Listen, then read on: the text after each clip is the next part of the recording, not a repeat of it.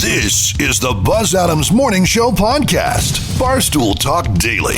Except it's really early in the morning and no booze. For the most part.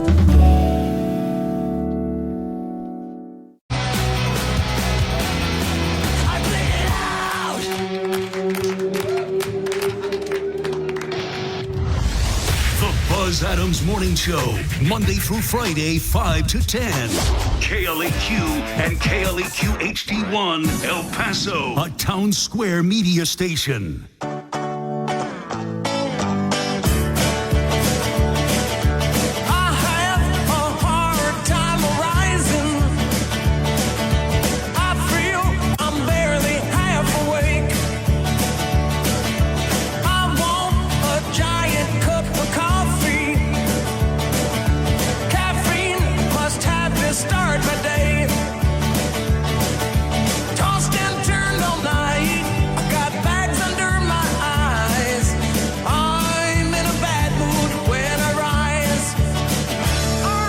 Listen up.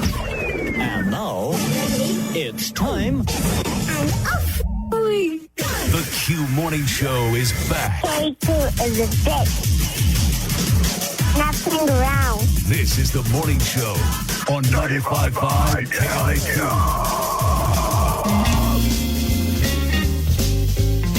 Thank you. Good morning and welcome everybody to our Wednesday show, the midpoint of the week. Thanks for joining us today. We're going to have some guests coming by the studio. But I don't want to say who it is in case they don't show. In case it doesn't happen. Yeah. I go to bed. Don't you love how we don't get answers? Yeah. I go to bed, right? Mm-hmm. Like between 8 and 9, usually. Uh-huh. And when I wake up, there'll be text. Hey, so-and-so wants to come by and be on the show tomorrow. Huh. Yeah. What a lovely time to Yeah. let us know. Thank you for calling in the middle of my night. We're going to have a true crime report coming up in about an hour. Joanna Yes. is going to have the Hollywood Cheesemay on the way for us, her entertainment report, brought to you daily on the Buzz Adams Morning Show. Yes. What do you got in the entertainment report today? Oh, some good news for Yellowstone fans. It might be returning for season 6. I watched a couple episodes. Yeah, how's it? I didn't care for it. Now, you watched a couple episodes of that. And It's then like you watched it's the like Succession Horizon. in Montana. Succession on a ranch? Yeah, Succession on a Oh. ranch, kind of. I keep trying to decide if I want to get into this show or not. Yellowstone? Yeah. I watched a little bit of the movie that he made Yeah. that everybody's calling just, box office A wise box disasters. office bomb. Yeah. But I can't get like a good review on it. Like, what is it about? The West, settlers, Indians, the cavalry, massacres on both sides. I'm And expecting... somehow it manages to be kind of boring too. Oh, no. Yeah. And it's like 3 hours long. And it's only part 1. I don't know how many parts there are supposed to be, but wisely they didn't promise a part 2 of Waterworld.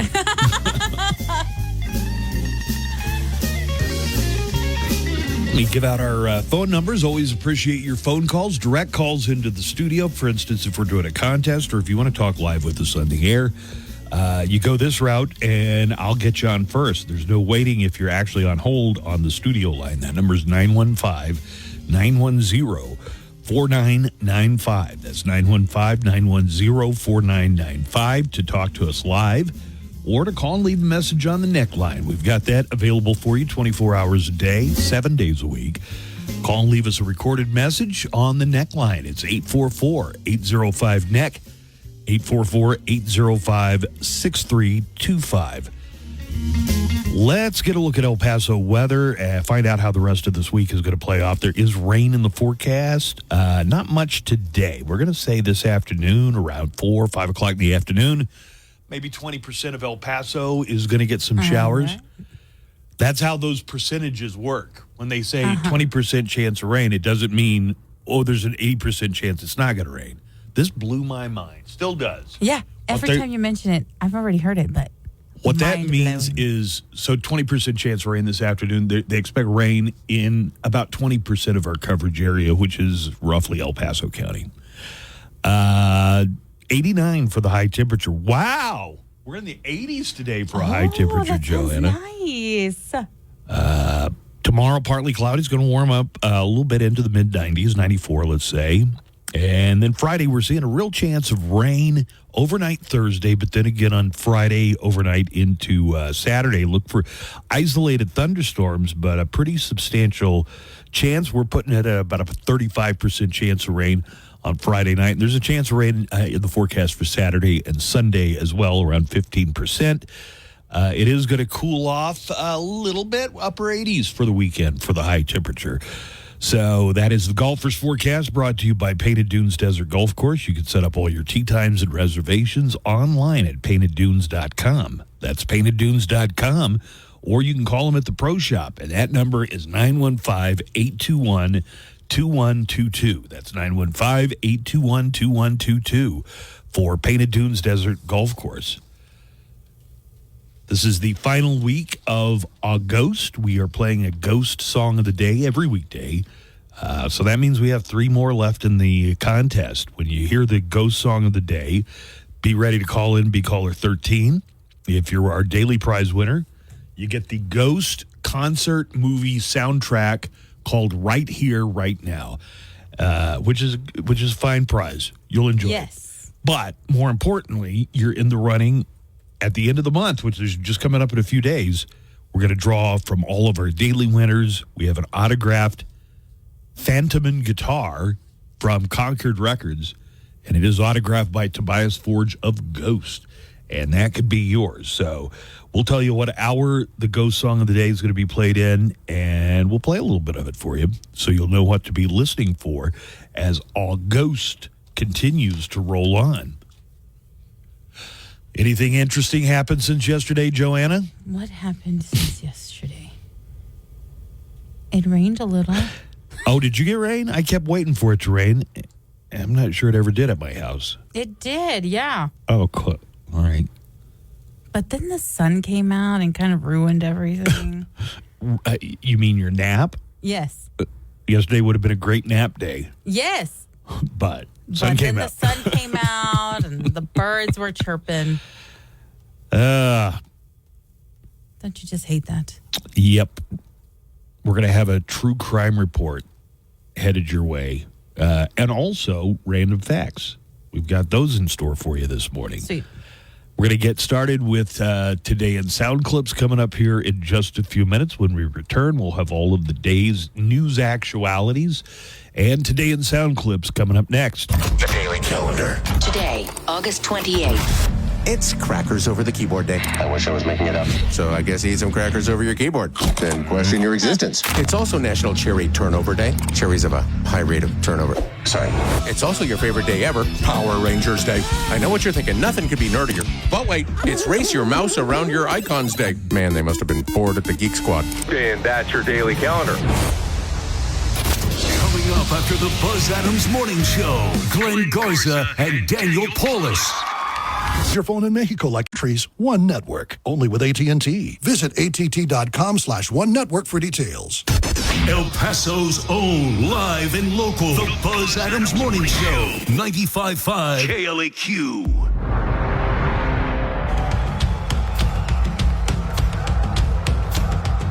Ladies and gentlemen, Nico Adjemian has entered the building. Nico Adjemian has stepped into the audio squared circle. I used to love the way you introduced him. Remind me how I did He it. would be like, local comedian. Oh, he would write it out Yeah, for yeah. me what he wanted me to say when I introduced You Nico. could follow him. Yeah, it was. Hello, introducing local comedian Nico Jimmy, and you go, oh, And follow you don't give him, a Nico Adjective. you don't give a crap anymore. Huh? You don't give a crap anymore. I loved when you would do that. Hey, Write up an intro for me. If you guys write up an intro, I will read it. hey, Whatever you want me to say. did you get my video about the dogs? Oh my God. You haven't looked at it yet, probably. No. Or your No. stupid Google Oh my put God. together it made me cry a compilation of all the pictures of Jerry and Sparky. It's probably on your. What? on your Facebook.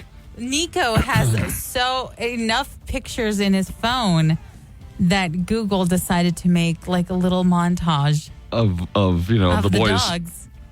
And Joanna, did you notice how they like sit perfectly next to each other sometimes? That was so cute. Nico sends it to me in the middle of the night. I'm over here crying in bed. Look at that. Oh, you're not even listening to it with the music on. I know, and it puts like sentimental music in the background. I will remember you in the arms of the angel. Nice. I didn't ask Google to do this for me. Nico sends it to me and he's all awful sad now. Yeah. I wonder if anybody has really been brought back some trauma because Google put together a montage of their photos. God, it did that a while back with like pictures of my dad. Aww. And I started crying. Is that 100% appreciated? I mean, or do you like it? I mean, it did it really nice. Google doesn't know my dad's dead. Aww. Yep. What the hell are they doing? Look at all those beautiful pictures of your dogs together. Look at that. And how they would they always. Look at that punum. What's the punum? A face. It's Yiddish. Nice Yiddish, Joanna. Thanks, sorry. I was talking to my best friend yesterday. She's Jewish. Look at that punum. Shayna Madela. Why don't you ask me on air right now what you asked me off air right now before? What did you ask him? Why didn't you come over yesterday? Aw. You called and said, I'm going to come by. And I said, okay, I'm taking a nap. I totally went over yesterday. You did? I spent about 4 hours at his house yesterday. Buzz. 4 or 5 hours. You don't remember that? No, I didn't see him. I didn't. What do you mean? I didn't see him at all. You were at his house for 4 hours without seeing Buzz? Yeah. So That's a big house, yeah. Well, no. So, we got workers over there. They're like, it's one guy that's sanding the floors. Well, most days it's two guys though. Okay. I guess he's here because it's his time to shine. Yeah, I called Buzz. I said, all right, so I'm going to. It's time to shine. I'm gonna come over and we'll hang out. And he goes, there guys here. And I'm like, we'll just hang out in the back. So I show up and then Buzz doesn't get up. So I just do work outside. Buzz got a refrigerator outside. Oh, you discovered that, did you? Yeah, next to the stash. Next to the that grill. Was my one thing is if I get an outdoor refrigerator, Nico is just going to come over and pick my bones clean of beer. And he was there for 4 hours, but there were a couple of beers left in the fridge when I went out there. Yeah, a lot of beers left. But Buzz has a gardener that comes by every week. Noe. His name's Noe. And Noe is like, ¿Qué pasa? ¿Qué pasa? I was like, hey, what's up? Nico! Yeah. And then, cute. And then he pulls out his pipe and hey man, don't throw Noe under the bus. I'm not throwing. I love him. He offered me some, and we shared a moment. But you don't want to talk about my lawn maintenance guy doing anything that might get him in trouble. Somebody else is going to be like, my maintenance guy's name's Noe. I expect the guy who cuts the green to smoke the green. So did you hear what we're doing together, Noe and I? What are you doing? We're going in and I'm buying him a pickup. Really? Yeah, because a lot of times he has to ride his bicycle and he's dragging his lawnmower behind the bicycle to get it to the houses that he works at. So we've struck up an agreement. I'm going to help him buy a truck, and he's going to do my yard for free for a set length of time. That's nice. Well, he's really excited about nice. it. Noah's like a really cool guy. Cute. He smokes with you. Not me. I don't vouch for that at all. Okay. And then he was like, sure. Nico, ¿puedo tomar una cerveza? He works better if he has a beer, okay? I was like, of course, como no? Sometimes there are so many people working at my house, it just becomes kind of like a party. Because the guy was inside doing the floors. Buzz is just asleep. Some days Henry's there. Party at Buzz's house. And I'm back in my room, and I don't even show my face the entire time. And now, Today in sound clips. All of the news with accompanying sound bites and actualities. Time to get to our sound clips for today. Special counsel Jack Smith filed a superseding indictment yesterday to try and renew his prosecution of Donald Trump over alleged criminal acts. The new 36-page document is a more refined indictment, which was returned by a federal grand jury in Washington last week. Trump responded to the newly filed charges by accusing Smith of trying to interfere with the election, claiming in several social media posts that the special prosecutor was illegally appointed, and called him deranged. Talking to reporters yesterday about the new superseding indictment filed by Smith, Republican vice presidential candidate Senator J.D. Vance had this to say. I think it's clearly an effort to try to do more election interference from Jack Smith. He should be ashamed of himself, and it's one of the reasons why we have to win, because he should not be anywhere near power. What? Who? Jack Smith? J.D. Vance knows that what he's saying is the reason they're prosecuting Trump is because he told a bunch of his followers to come to Washington, D.C., and then directed them to go intimidate members of Congress in an attempt to steal an election. Mm-hmm. Let's not pretend we don't know why Jack Smith is investigating Donald Trump. We know exactly why he's doing it. Some of the people that Trump directed to come to Washington and then go to the Capitol are sitting in jail. But the guy who told him to do it and his cronies, his elites, like Rudy Giuliani, they haven't really paid a penalty yet. Well, let's talk infectious disease for a second. That sounds like fun, right? Oh, my favorite. All right. Sloth fever. Sloth fever's on the agenda. Were you looking for that one? It's down. I'll get to that one in a second. What is EEEV? A New Hampshire resident died with New Hampshire's first human case of EEEV. Something electric vehicle. No. Eastern equine encephalitis, I think. No, I think I'm correct. I mean, I don't doubt you. Eastern equine. I have a feeling that you saw this right before. Yeah, it's true. We have 30 to 40% of the patients who get this and become sick with it will die from it. All right. As the name implies, it's happening mostly on the East Coast. This is Dr. Richard Ellison, again on NBC News, said that with triple E, Eastern equine encephalitis is the last E encephalitis. It is. God, what a good brain I have. What a genius. Dr. Ellison said that the most at risk are the very young and the very old. The very young and the very old are the ones who have the worst outcome. All right. That is Eastern equine encephalitis. The adult patient was hospitalized because of severe nervous central disease before dying from the illness. First reported case of EEEV in New Hampshire since 3 people caught the virus back in 2014. There's no human vaccines and no treatments targeting triple E. You mentioned how it started in horses, right? Well, it's got the word equine in there. I figured horses probably played some part in this. Yeah, so they've seen this in horses since the 1800s. That's why this is so weird, because it's a disease that's normally just in humans. I mean, just in animals, and it's first time in humans. All right. Well, it's not the first time in humans. 3 people came down with it in 2014, the story says. Well, it's not known for crossing into humans, I guess, which is why it's surprising. Now let's talk about sloth fever. Watch out.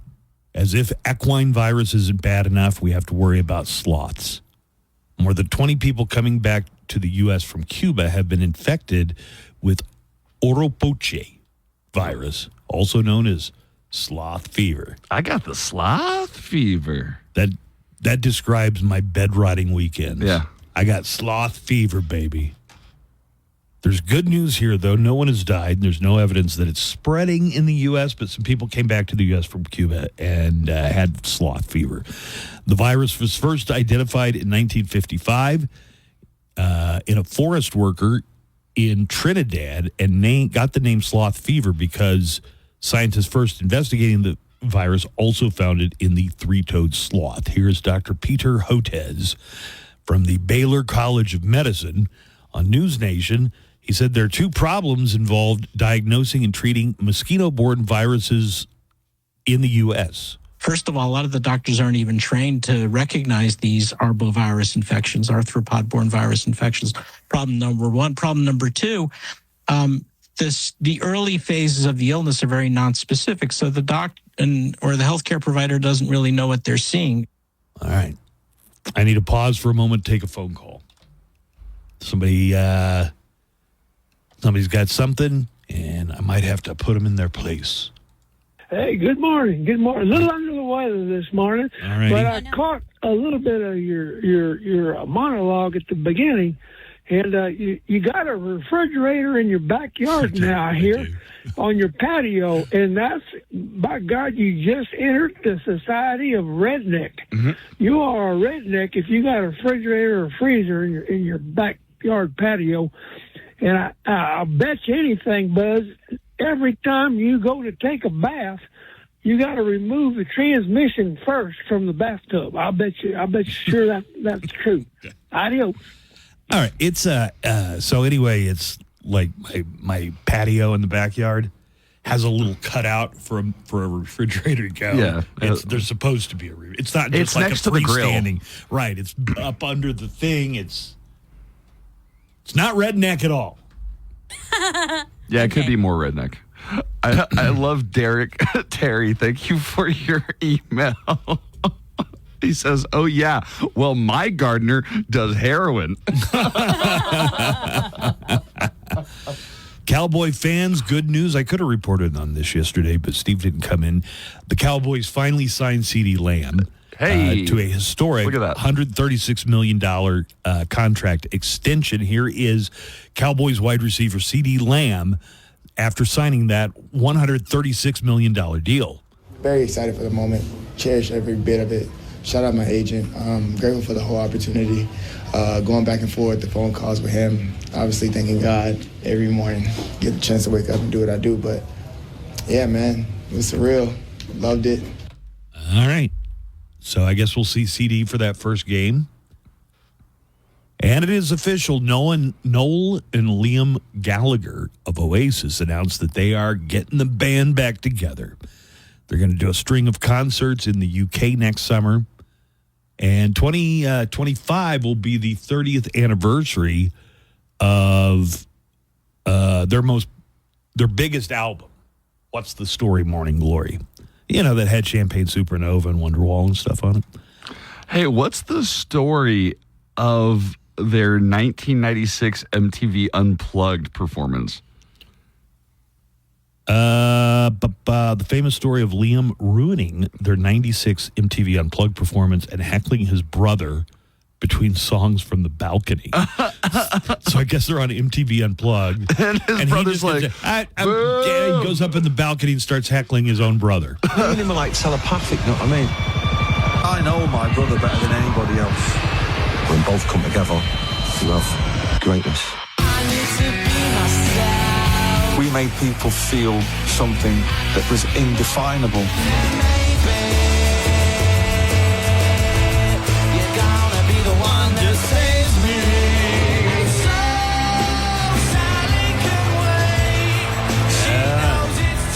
Joanna, you know this is a good one.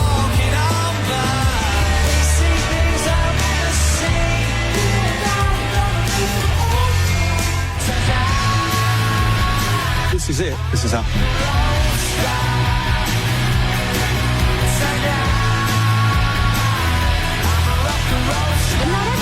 People will never, ever forget the way that you made them feel. Oh, yeah. Is that Champagne Supernova? Yeah. I opened up the thing here where there could be F words in this, but this is the MTV Unplugged. Look, let's see if you can sing a couple of songs, and it was dreadful.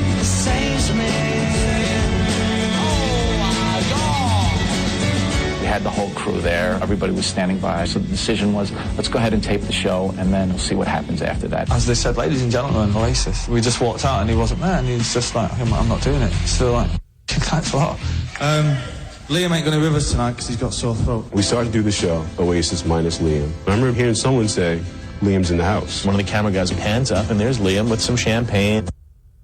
He was just drinking and just slow hand clapping. Once he noticed that the camera was on him, he sort of acknowledged the fact that, yes, I'm up here drinking beer in the balcony and not performing today. And then proceeded to heckle his brother and the rest of the band. Shut up. These guys, like there have been musical siblings before that have not meshed well at times. Yeah, who had a falling out. The Wilson sisters from Heart just a few years ago. Oh. But that was after 45 years. Yeah. The Davies brothers from the Kinks always had a hard time getting along, but nothing comes close. Nothing comes close to heckling your own band. Yeah, from the balcony after you walked off stage in MTV Unplugged. And not performing today. And then proceeded to heckle his brother and the rest of the band. Shut up. And I was like, well, thanks. The least you could do is, is show a bit of support. I don't believe that anybody feels the way I do about you now. All right, so there it's official. Oasis is going back out on the road. There's already like bets online for how long it'll take before how long it'll last. Some are like, oh, they're going to start fighting on stage, or one of them's not going to show up. The prevailing joke seems to be, if you're going to go see him, try to go see the first show because there might not be any. There's going to be a second one. From Florida, a Florida man is being charged with multiple felony counts for pointing a gun at a man and a woman during a road rage incident. And the other guy, he also had a gun because Florida.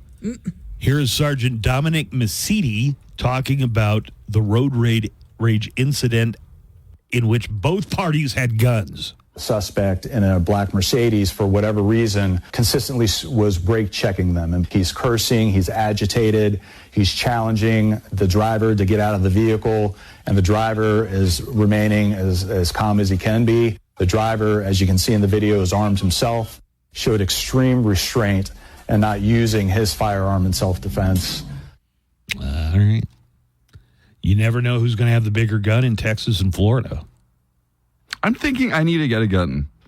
You don't know. You're not. That would be a bad idea. No. I honestly think I need to have one. For Nico protection. had a friend who has a gun, and he has to see it, and the first thing this fool does is look down the barrel I to did see not. if he can see the No, bullet. I did not. Oh, God. You do not need a gun. I may have waved it around a little unsafely, but I did not. That was just for show. Yeah, that was just for show. Joanna, have you heard about Venmo Mom, who is dividing the internet? Venmo Mom, no. There's a mom in Tennessee who's going viral. Is she making her kids Venmo her money? No. She doesn't want to volunteer to do anything when her kids' teachers ask for help, but she says, I'll Venmo money. Oh. But she doesn't want to be on the PTA. She doesn't none of that. So she will send money. She's not a helicopter mom or a team mom or a soccer mom. At she least considers she's herself Venmo mom. Yeah. So is this okay, parents? I don't know about anyone else out there, but Meet the Teacher is super stressful. I do not want to be involved at all. I will make sure my kids do their homework, get to school on time. I don't want to be on PTO, PTA, room mom, team mom. I don't want to do any of that. And I start getting real stressed when they start asking for volunteers. I know they're judging me because I'm not raising my hand, but I don't want to come in. I don't want to set up. If the room mom needs money, fine. I'll Venmo money right over. But I successfully avoided all of that today. I even told one of the coaches that I am a Venmo mom. Is that all right? I guess. I mean, at least she's contributing in some way. I guess you're right, but it's also like an absentee mom. I told my daughter's mother when she was still in swaddling clothes that someday they're going to try and make her sell candy bars for band camp or some crap. And I'm not going to do it. I'm not going to bring my daughter's school stuff and lean on my friends at work to buy some of it. It's like, if she's got to do it, I'll just buy all of them. Is that what happened? And that's what you did? No, I think we both agreed. We just don't like the idea of your kid being sent. What happens is it's not your kid going door to door like it would have been in the old days. It's you take whatever, candle. What else do they sell? Candy bars. Candy. Candles.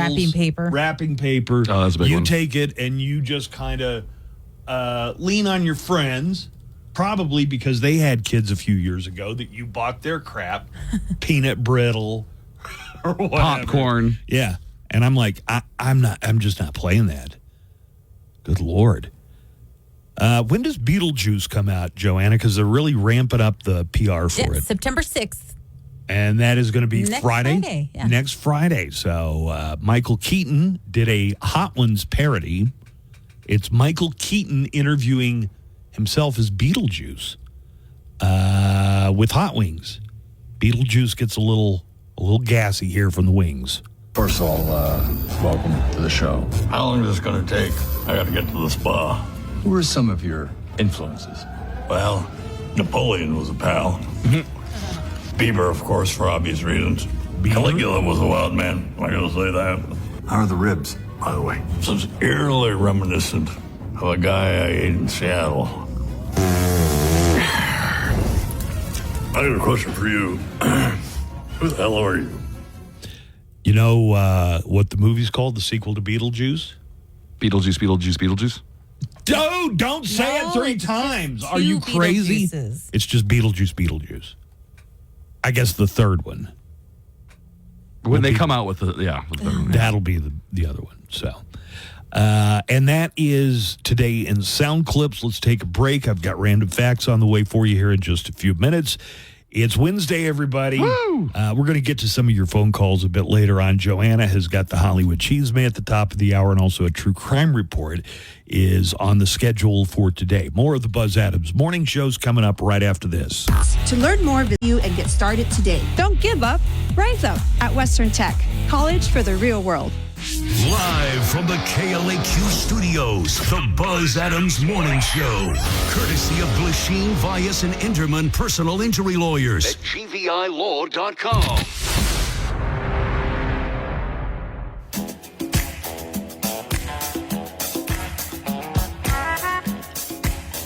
Stand by for 3 random facts. Joanna's Hollywood Cheesemate, top of the hour.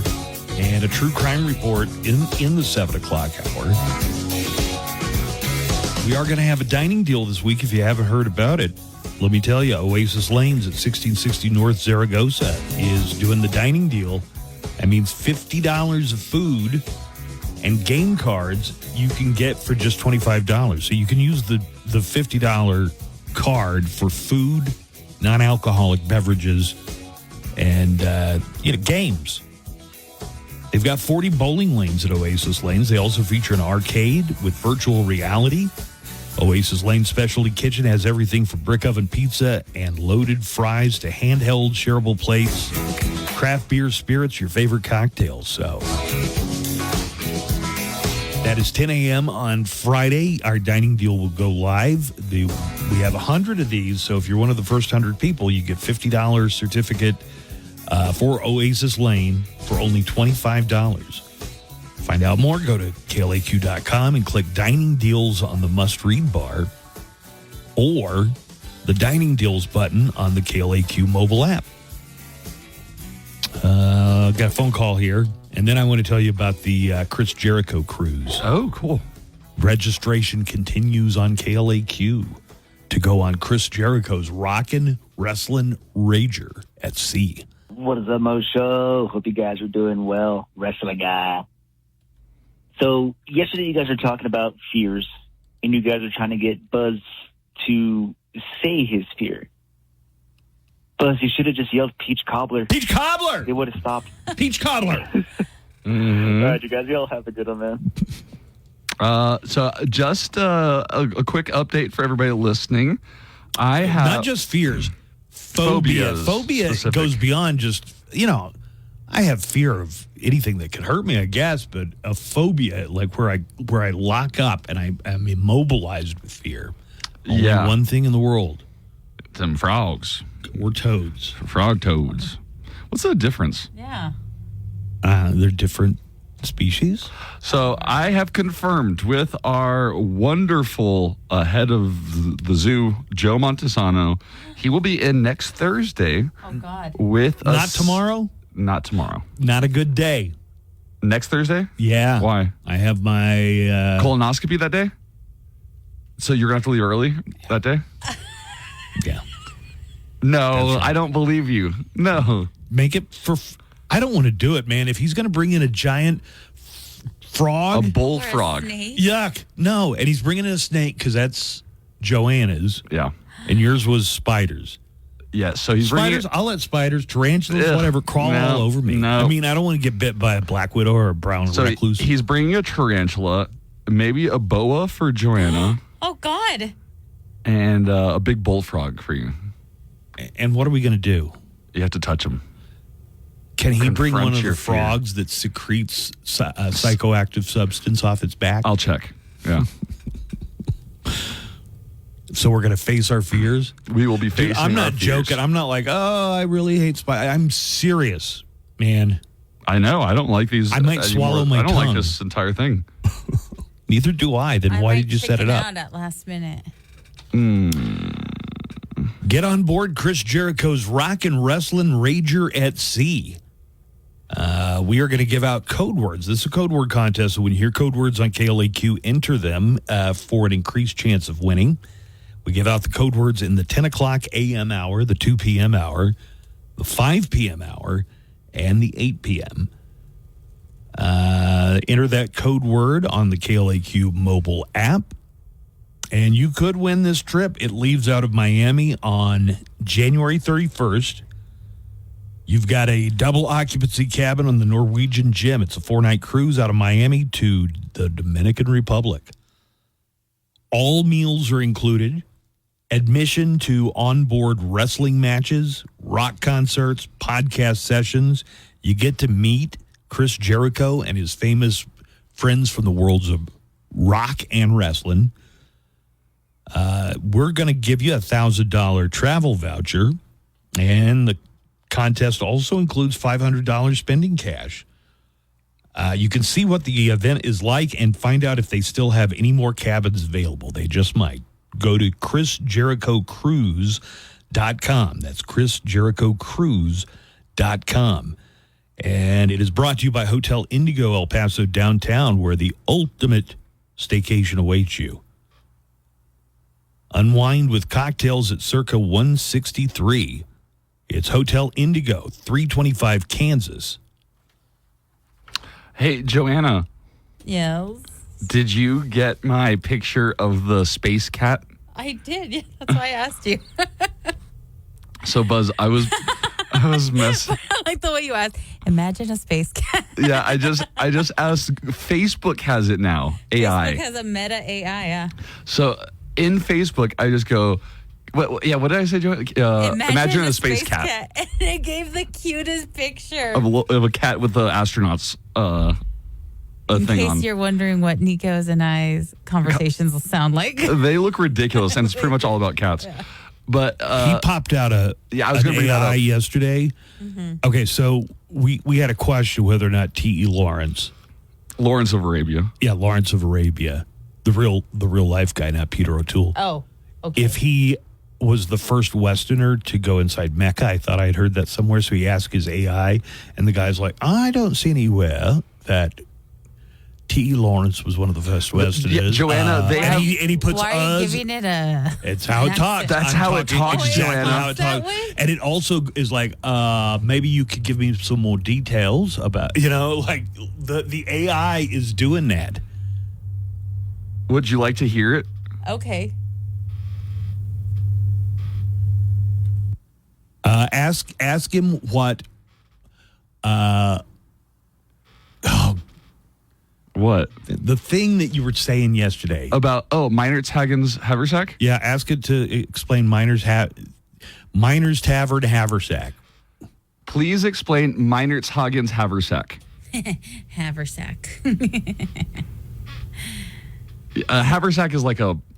I'm sorry, I haven't come across the term Meinertz-Hagen's haversack before. Damn. Is it possible that this is a term that's specific to a certain region or historical event that I'm not aware of? Or could it be a misspelling of Meinertz-Hagen's haversack, referring to the haversack ruse we discussed earlier? Yeah, that's what we're talking about. Interesting. Isn't that crazy? And it's conversational. Yeah, it's conversational. I'm going to marry one of those things one of these days. It puts ums in it there, Yeah, Joanna. right. Like, It's trying to relate to you. It is the robot. You don't have an You're not like pausing to think, robot. I'm just waiting for the AI that sounds like Scarlett Johansson in Her. And then you will marry her. And now it's time for 1, 2, 3 random facts. These facts are completely at random, but they are vetted and sourced. If anybody ever wants to challenge on any of these, I really do make sure that that they're facts. Nice. Do my best. Random fact number 1. The United States has only formally declared war 5 times. Do you want to know what they were? Can I try and guess? Sure. The war on Christmas. Nice, Joanna. Thank you. The Revolutionary War, does that count? Nope. Okay. The War of 1812? Yep, that's one of them. Does the Civil War count? They do not include that here. Okay. So Well, maybe that's they didn't have to weird. declare war Against because yourself. they were Oh, right, 'cause it was- insurrectionists. The Spanish-American War. That's one. The Mexican-American War. Yes. Wow, good job, Nico. World War I? Yep. And then World War... and World War II? War of 1812, the Mexican-American War, the Spanish-American War, and this is in chronological order. World War I, we declared war, and World War II, right. declared We war. didn't declare war in Vietnam. Yeah, we never declared war. Or Afghanistan. Yeah. Or Iraq. Right. The rest of our wars were technically military engagements, which I always think that that's an excuse to get around. It is. Congress having to approve Yes. a declaration of war. Absolutely. It's just like, well, this isn't a war. We're going to go fight and shoot at people, and they're going to shoot back at us. But it's totally not a war. It's a police action or whatever. So we're still operating around the world based on an AUMF, an authorization for the use of military force, based from 2001 for the War on Terror. Yeah. And they just keep renewing it every year. Yeah. Both parties. Yeah, both. Yeah, both. It's one of my biggest criticisms of Obama's administration. Yeah, that's how you make a forever war. You say we're at war, but not really. It's just a military engagement, and it's never going to end. Shady. Random fact number 2. The first movie with a CGI character in the lead role. Would anybody like to guess? I feel like I just learned this. Howard the Duck. No, that was like an animatronic and a guy in a suit. No. Roger Rabbit had to be Roger traditional Rabbit? animation. It was not CGI. I don't know. Casper in 1995. Casper! I love Casper. It was a great movie. I know that Yeah. Jurassic Park came out in 1993, and let's face it, the dinosaurs were really the lead actor. Hell yeah, they were. Movie, so. And one final random fact for today.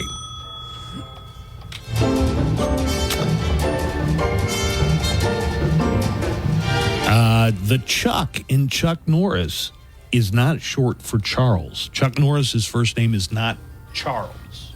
Okay. Charles. Oh, no, I tried to do it Chuck Norris. What, it's like Edward? I couldn't.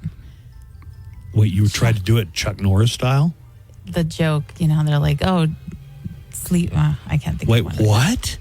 Continue. I try to gather my thoughts. Chuck isn't short for Charles, and Chuck Norris's name is short for Carlos. Okay. His name is Carlos? Carlitos. Is Norris? Carlos Norris is his last name. Is he Hispanic? I don't think so. Well, now I got to find out. Anyway, you now know something about Chuck Norris that you maybe didn't know when I started this thing. Carlos. Well, he's bad and he's quick.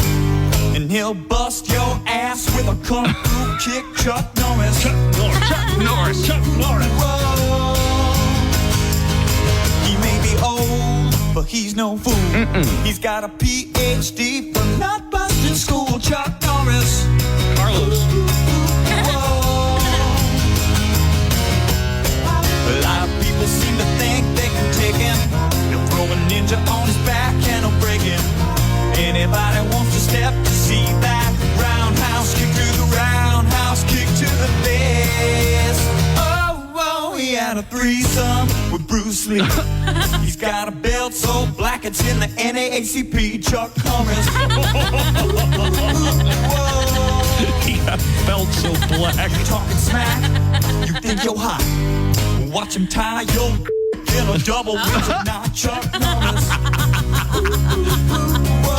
Carlos. A lot of people seem to think they can take him. He'll throw a pirate on his back and he'll break him. Anybody wants to step to see that roundhouse kick to the roundhouse kick to the face. Oh, he has a beard and awesome hair. Well, the total gym for but I don't care. Chuck Norris. These are just some facts that I learned. It was a maze. Everyone should try to learn something new each day. Hey, it's Daniel Paulus. I'll be along starting at 3 with everything from GNR to STP. Yeah, UTEP send visit utep.edu/minerpalooza for event details. Fix up and go Miners! The Buzz Adams Morning Show, Monday through Friday, 5 to 10. KLAQ and KLAQ HD1, El Paso, a town square media station.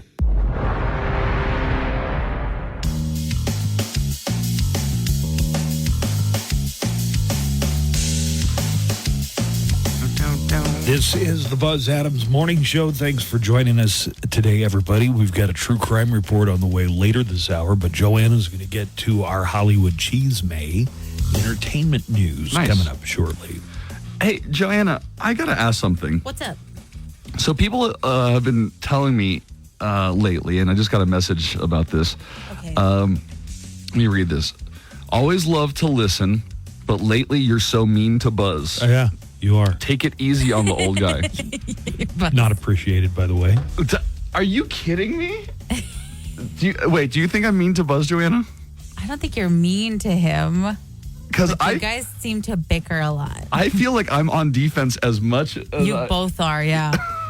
Like you both are trying to outdo the other one. And really hurt.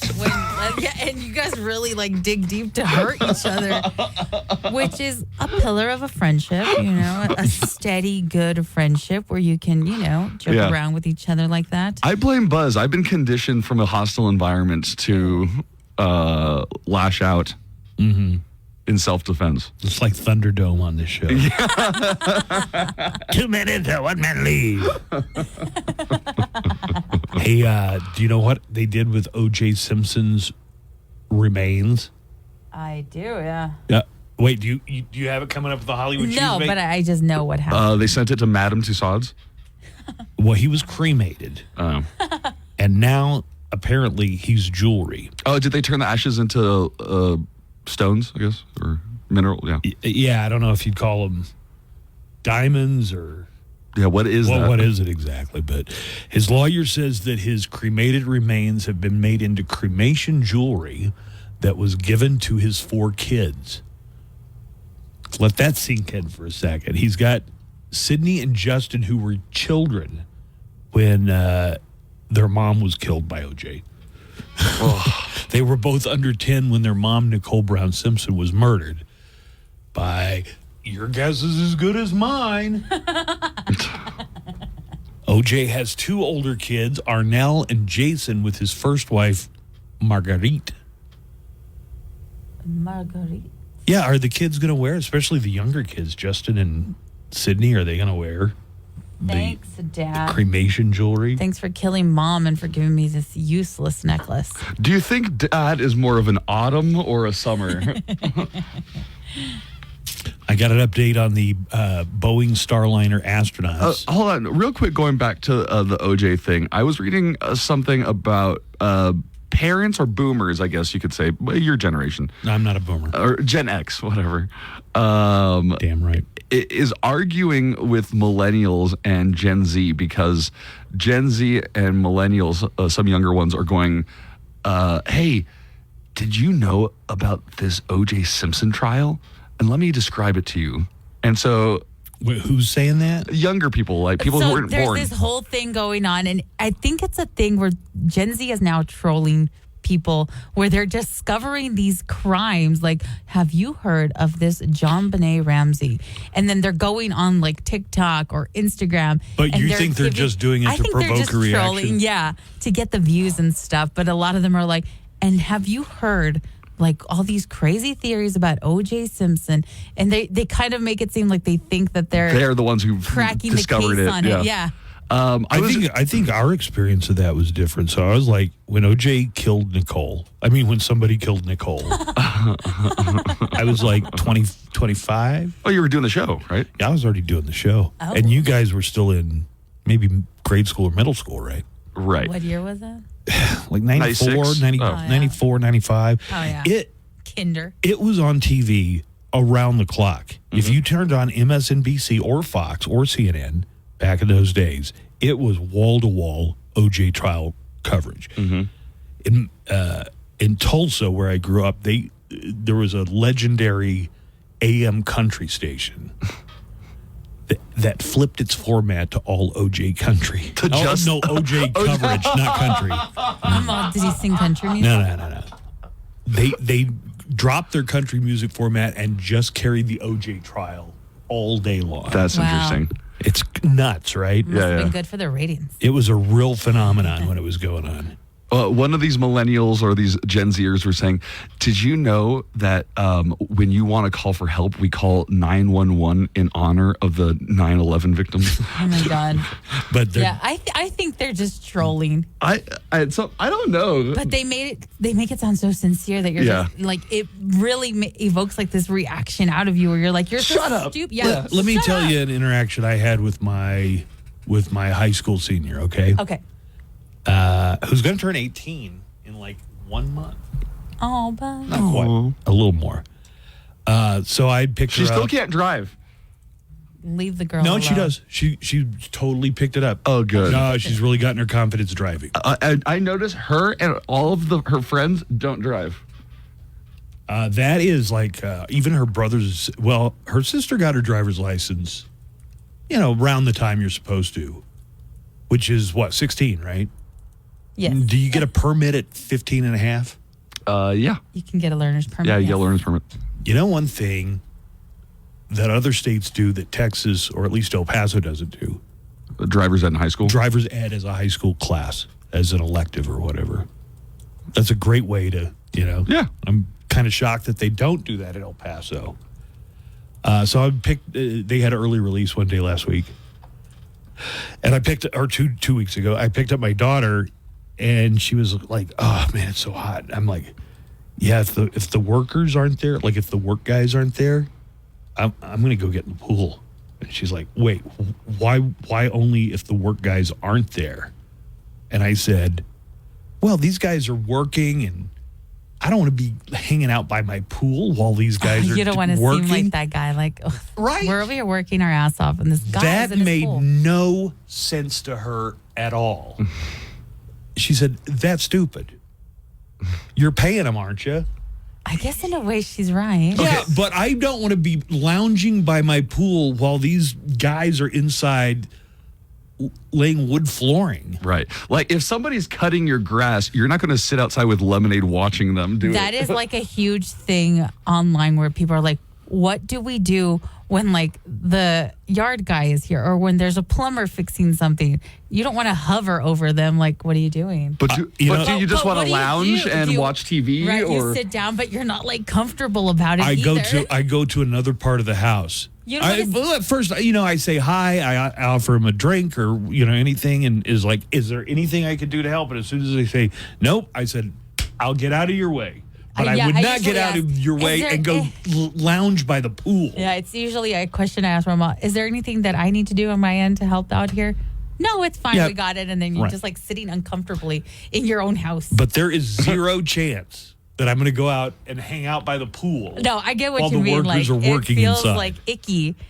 Well, why don't you just smoke a bowl with Noe? Leave Noe alone. Stop saying Leave his name. him alone. I think he listens to the show too. Shout out Noe. No, I don't think so. Yeah, he says he doesn't speak any English. Okay. He speaks about as much as I speak Spanish. Yeah. Oh, it's hilarious to see them communicate. No, but we have real good conversations. Oh, sweet. Me oíste? Right, that means that, right? Did you hear me? Or did you hear? No, I heard you. How do you say I heard you? I don't know. Me hiro you. That's how I say it. The Boeing Starliner astronauts are going to be in space until at least 2025. NASA astronauts Butch Wilmore and Sunita Williams will spend at least 8 months in a row aboard the International Space Station as their Boeing Starliner spacecraft returns to Earth empty. Wow. They are one of 12 humans that are currently in space right now. Did you know there's a website you can just look up how many people are in space right now? No. Yeah. What's it called? Whoisinspace.com. And then it tells you, let me see.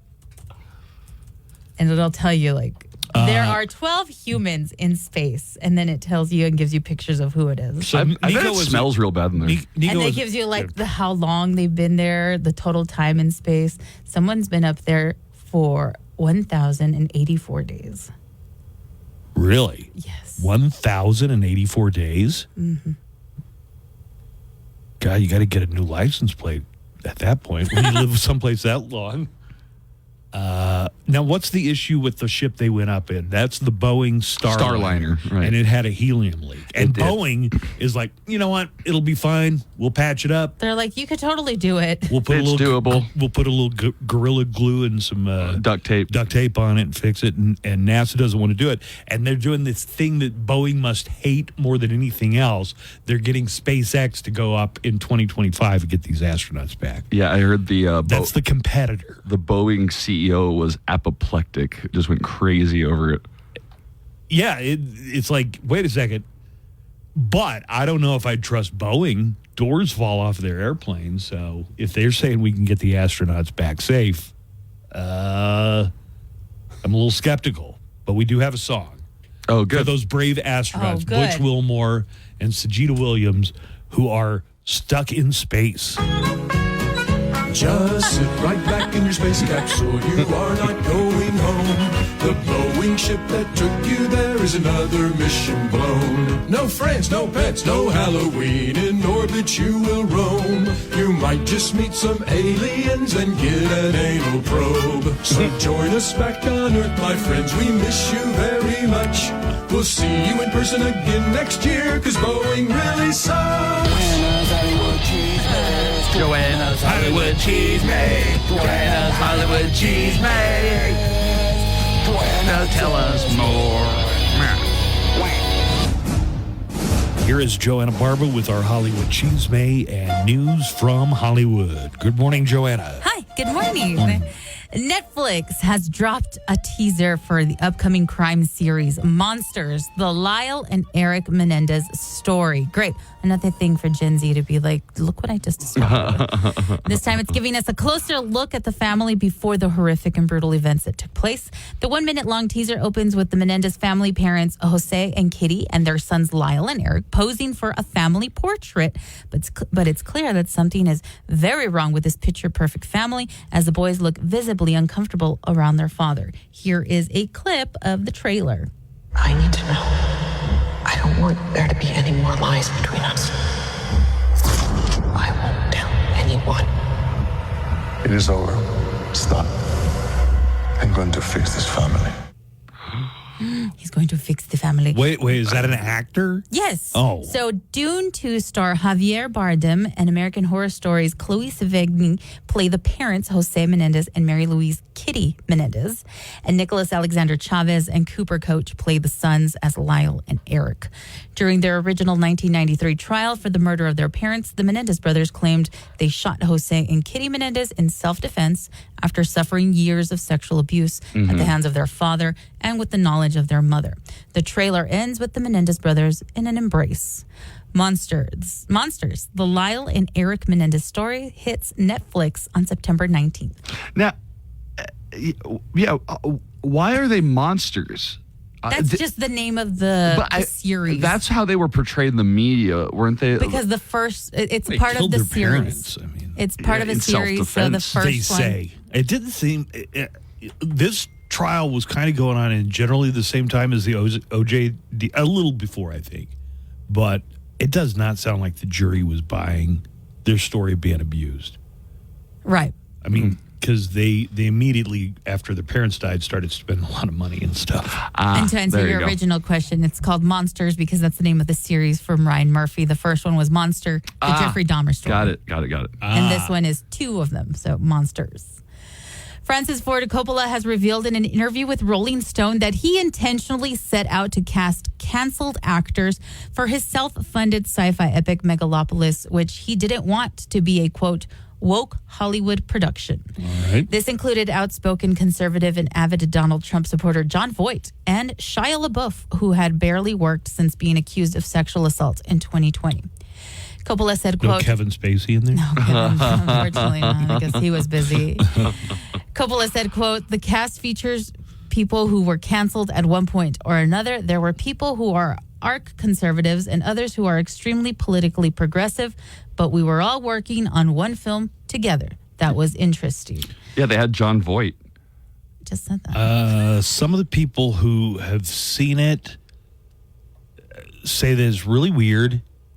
And there was a whole controversy about Francis Ford Coppola hugging or kissing women on the set of this movie. The Megalopolis rollout has been beset with controversy, some of which was tied to Coppola himself. In May, The Guardian reported that he tried to kiss female extras to get them in the mood for a nightclub scene. Variety followed up in July by publishing videos of Coppola kissing the extras. When you go to a club and you want to make out with an 85-year-old man, right? That's how you get him in the mood. All the young chicks want I to know do. exactly what to do to help you out. Let me kiss you. While disputing the Guardian report as totally untrue, Coppola told Rolling Stone, quote, the truth of the matter is they were looking for some sort of dirt. The young women I kissed on the cheek in regards to the New Year's scene, they were young women I knew. Earlier this month, Lionsgate pulled the trailer for Megalopolis after discovering it used fake quotes from movie critics that were almost definitely pulled from ChatGPT. Megalopolis stars Adam Driver as an idealist architect with the power to control time who dreams of building a utopian city from the ruins of a New York-like metropolis. It also stars Giancarlo Esposito, Natalie Emanuel, Aubrey Plaza, Lawrence Fishburne, and Dustin Hoffman. It's currently set to open in theaters on September 27th. I think it looks cool. I don't know why. I'm kind of visually looks pretty good. I'm kind of really curious to see it. You just look up Francis Ford Coppola. Well, I was trying to think what was the last good Coppola movie. While you look that up, let's finish up here. Yeah. Finally, Yellowstone might not be ready to ride off into the sunset just yet. Kelly Riley and Cole Hauser, who play the married fan favorites Beth Dutton and Rip Wheeler on the show, are in talks to star in a sixth season. This is different than the Yellowstone sequel series called The Madison. Riley and Hauser had previously been rumored to star in The Madison, but that Yellowstone Universe series will instead star Michelle Pfeiffer and Matthew Fox. The show is described as a heartfelt study of grief and human connection, following a New York City family in the Madison River Valley of central Montana. Yellowstone fans have been waiting a long time for the second half of the fifth season, which is currently in production in Montana, and without series lead Kevin Costner, who stepped away from the show to focus on his Horizon film saga. Season 5 returns on Sunday, November 10th. So you ready for this? The last Francis Ford Coppola movie that I expect anybody saw was Jack in 1996. The one with Robin Williams? With Robin Williams. Now, he has done a couple of movies since then, but really, I don't recognize the names. What are other ones? The Rainmaker, Youth Without Youth, Twixt, and then he's got Megalopolis coming out. Megalopolis. The last good movie he did, I guess, was Bram Stoker's Dracula, 1992. Dang. That was 32 years ago. Wait, you didn't like Jack? I don't know. I mean, that's not how that disease works. It's not. But it was a good movie. It made me cry. It did. Oh, boy. With your entertainment news, I'm Joanna Barba. Music news, concert updates, song and album factoids, and of course, nothing but El Paso's best rock. Open your account today. Visit rise.us for complete details. Life is good under the arch. National average is subject to change at any time. Originating in El Paso for El Paso, the Buzz Adams Morning Show, 95.5 KLAQ.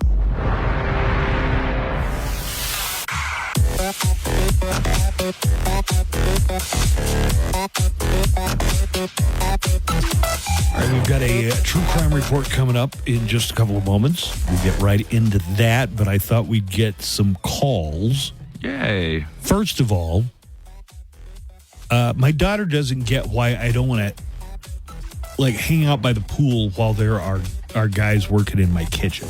Yeah. Like putting the floor down. I said, no, I'm not going to go chill out by the pool while these guys are comfortable. working. Yeah. I've got a couple calls about that. Good morning. Ray here. Just wanted to comment really quickly about those hardworking individuals that are at your house fixing the floor or replacing anything. Yeah, it's very awkward, and I'll do the same thing. I'll offer my assistance if they say no. To avoid the awkwardness, I'll pull up my laptop and I pretend like I'm working. That way, they know, oh, we're both working at the same time. I'm not just working. That's a good one. We're in it together. I understand that, right. Right, I can't just go in and watch TV either.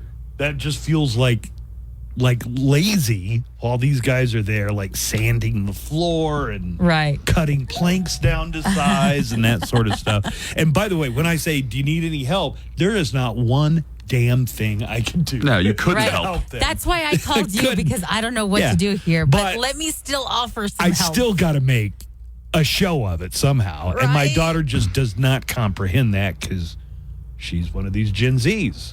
Stoner guy in our app chat says, see how much more comfortable you are if you smoke that bowl first. Hey, Buzz.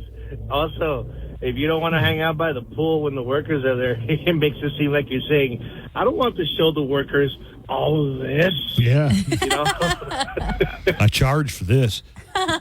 They're showing free. The only showing free is on 95.5. Yeah. She's like, what are you afraid will happen, my daughter? And I said, all right, here's how it breaks down. I'm a little tiny bit famous. Oh, my God. I'm a tiny little bit famous, and people like to have stories to tell at dinner parties or hanging out. Hey, worked over at that Buzz Adams whose house I worked at today. This piece of crap. This lazy fat. He just sat there by his pool. Working on his with house. his gut hanging out while I'm in there and slaving this mofo away. goes take a dip in the pool right in front don't of me. need those kind of stories getting around. Jay in the app chat says, my mom would make us clean before the cleaning lady showed up. Joanna had a story like that, but I did. it involves one of our former coworkers who has to straighten up before the... Oh, Lisa? Yeah, it was Lisa. Yeah. She's all like, I got to pick up. The cleaning lady's coming over. And I'm all, the cleaning lady's going over. Now, when the yard guy comes over, God, do I just sound like super elitist? Yes. You have a know yard who guy? the yard guy is for me? You. Me. Or Peanut. Or Peanut. Yeah, it's Peanut. Wait. With all those teenage boys in there, none of you women should have to do any yard work. Yeah, but they don't do it the way I like it. So I have to still go out there and be like, you're doing this wrong. Don't you and Lisa share Henry? You have a housekeeper and a yard guy? And a pool guy. And a pool guy. Pool guy. And now some poor guy's working inside your house. Can you see Buzz like playing poker with all three of them? Like that's his friend friends. group. Yeah.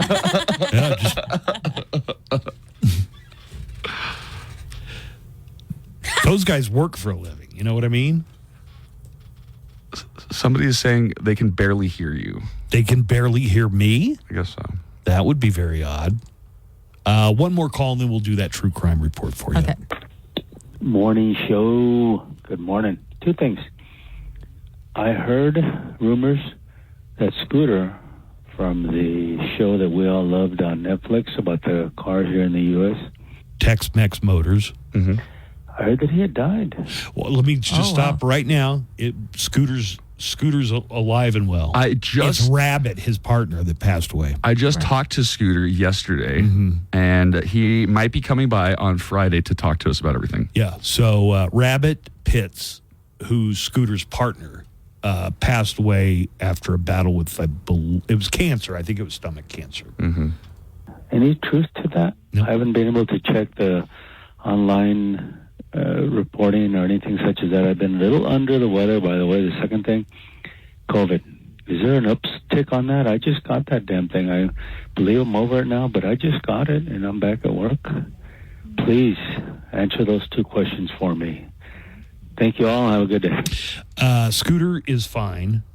He's probably really sad because Rabbit died.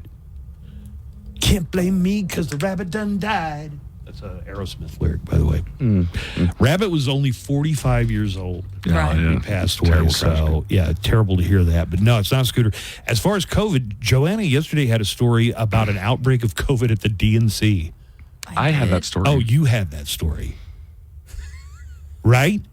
Yes. But they said they were extremely, in the most cases, they were very, very mild. Probably, I would guess, because a lot of those people took the vaccine. Right. Perhaps. Well, yes, to answer your question, we are going through a COVID surge right now. I talked to my doctor a week ago, and she said, hey, the flu, the 2024 flu and the 2024 COVID variant shots are going to be out in a couple of weeks. Don't forget to get those. So I think mid-September, the new shots are supposed to be out for it. Right. So new variants are preventing really great human immunity, even though hospitalizations and deaths are really far below any at the peak. I don't see anything that makes me fearful that we're going to go back on lockdown. No, I wouldn't say that. But like, for example, my mom just got it last week or 2 weeks ago. How'd she do? Fine, but it was like very long and drawn out, and she was like sick for a whole week and just, no energy. She was sick. It was like having the flu, but she was real sick. But so it's not going to be pleasant, but you're not going to die. And like you said, the new shots are going to be coming out pretty soon. All right. Thanks for the calls, everybody. Appreciate the questions and the interaction. That's the sound of the police. That's the sound of the beast. Actual crime stories from around the world and across the nation. This is the True Crime Report. Welcome, everybody, to our report for today. All right. In Louisiana, a 23-year-old man tried to lock all the customers in a Starbucks using a bike chain. What? Police in Louisiana arrested 23-year-old James Thrash. What a cool name. Yeah.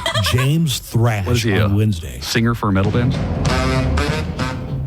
He was arrested for closing the front door to a Starbucks, and then he locked it from the outside using a bike chain. That would be Employees terrifying. and customers were inside. Like, if you were inside seeing this happen, what's going on? Yeah. Wow. He could be setting the building on fire for all you know. Could be.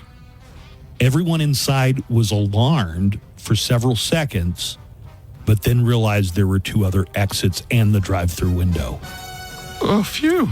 It is unclear what James Thrash was trying to accomplish. He was apparently in Starbucks earlier and was asked to leave for some reason.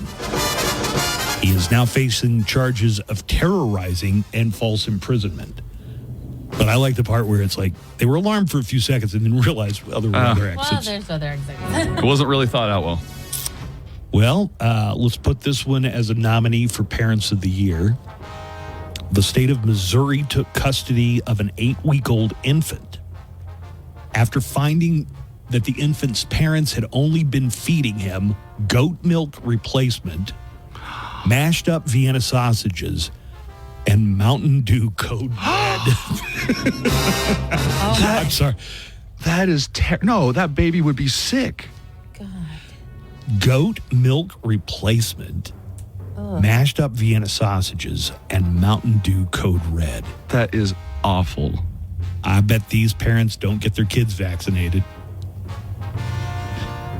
Yeah, I mean, just wouldn't it make sense that they're like anti-vax parents? Yeah. We keep our kid healthy with Mountain Dew Code Red. You know, it's got electrolytes. A high school gym teacher in Laredo, Texas, got arrested last week after he called police to tell them he had hired a hooker. Nice. And the hooker ran off with his money. Nice. The teacher is a phys ed teacher in Laredo. What, he couldn't catch him? Catch her? His name is Rolando Ramos. He's a gym teacher at Cigarroa High School in Laredo, Texas. He's also an assistant football coach. Police showed up, and that's when he told them that he tried to pay a prostitute for her services, but he said the prostitute took his $100 and ran away. It sounds like he wanted them to track her down and get his C note back, but instead they arrested him for soliciting a prostitute. They did eventually find the sex worker nearby, but it's not clear if he got his money back. The school he works for says they immediately put him on administrative leave pending the outcome of an investigation. Over $100? I mean, nobody wants to lose $100, but you're implicating yourself, man. And you're a teacher. Yeah. A wedding photographer in Minnesota is facing charges of setting up a hidden camera and taking pictures and film of the bride naked while she was getting ready for her wedding. The 30-year-old wedding photographer set up a hidden camera that recorded the bride in her underwear with her top exposed. Police were able to identify the 27-year-old bride who watched the footage and confirmed that it was her. Now, the wedding took place back in 2020, and police only found out about it because the wedding photographer's wife turned him in. What? Oh, yeah. The wife gave police a thumb drive that had the video plus more sexually explicit material on it. They did not elaborate what that was, but it sounds like this was not an isolated incident. The man's name is Mitchell Ringness. I guess that's a good last name for a wedding photographer. Ringness.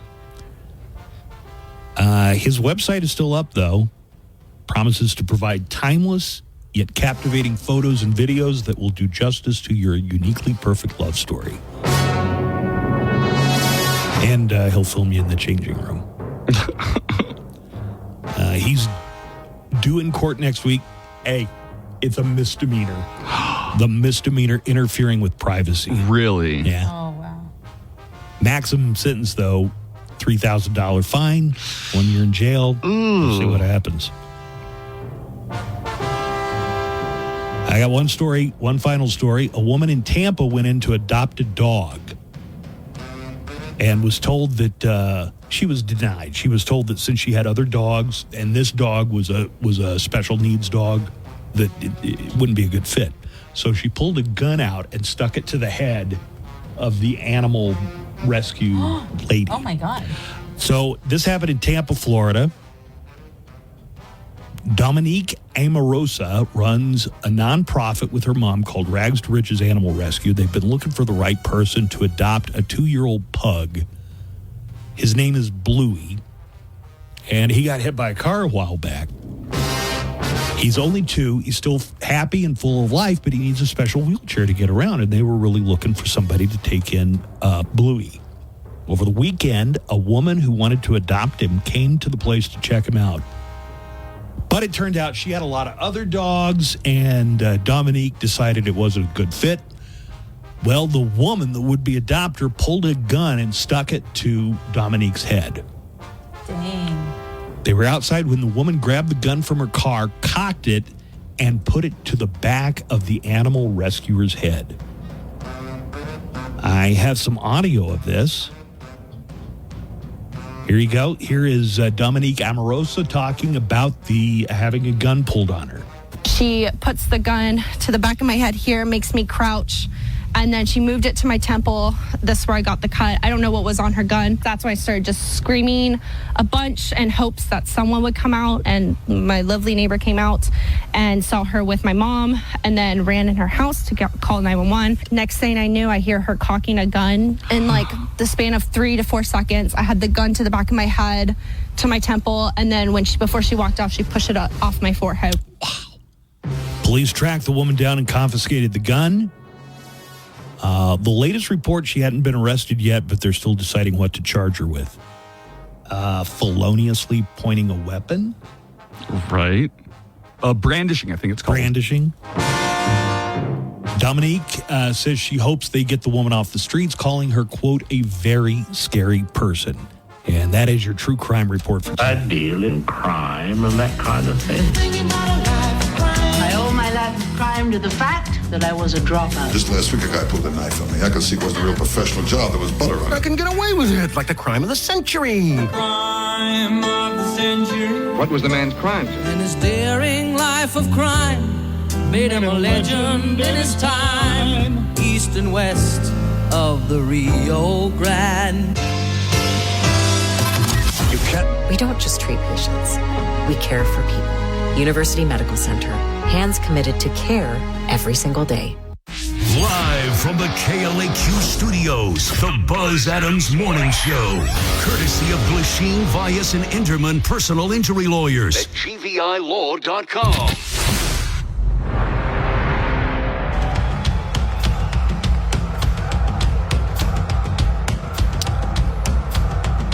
Joanna, we have not done the ghost song of the day. Oh. Good call. Give you a second to get that ready. As I tell everybody about the final week of August, we've been celebrating the band Ghost all month long. We even renamed the month to August. Oh, I forgot to show one of the things I was going to show you when I went over to your house was a book that Tracy got me about dead rock stars. He brought me a big book about the histories of dead rock stars. ADD? Much? Well, no, I was going to say that would be a good ghost challenge or trivia game to talk about dead rock stars. Man, this is just a listen for the song and be the 13th caller kind of contest. Every day, we get a daily winner when you hear the ghost song of the day. And if you're the 13th caller, you win the Ghost movie soundtrack from their concert film Right Here, Right Now.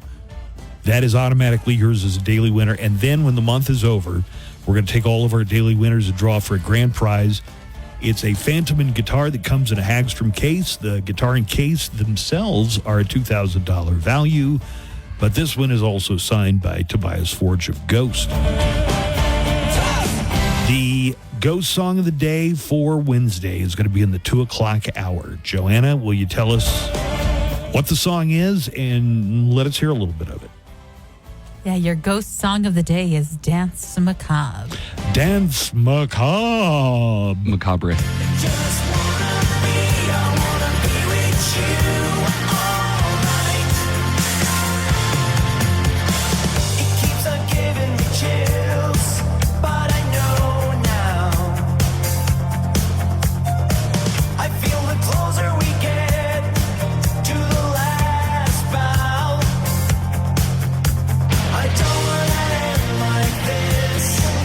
But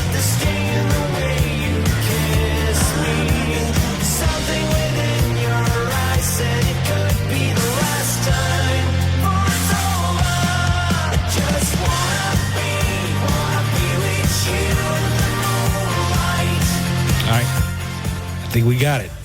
2 o'clock hour.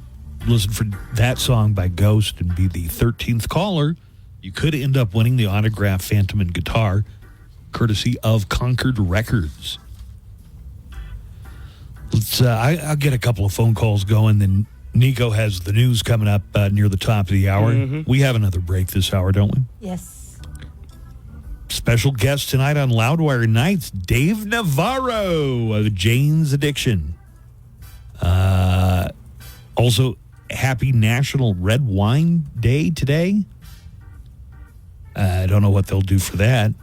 I mean, they could play that song Red, Red Wine, but it's not really a rock song, is it? Joanna, did you drink Rossi, the red wine that everybody... Rosé. No, not Rossi. Rossi and Martini, or whatever it is. Yeah, I remember all the girls were drinking it in high school. No, I didn't.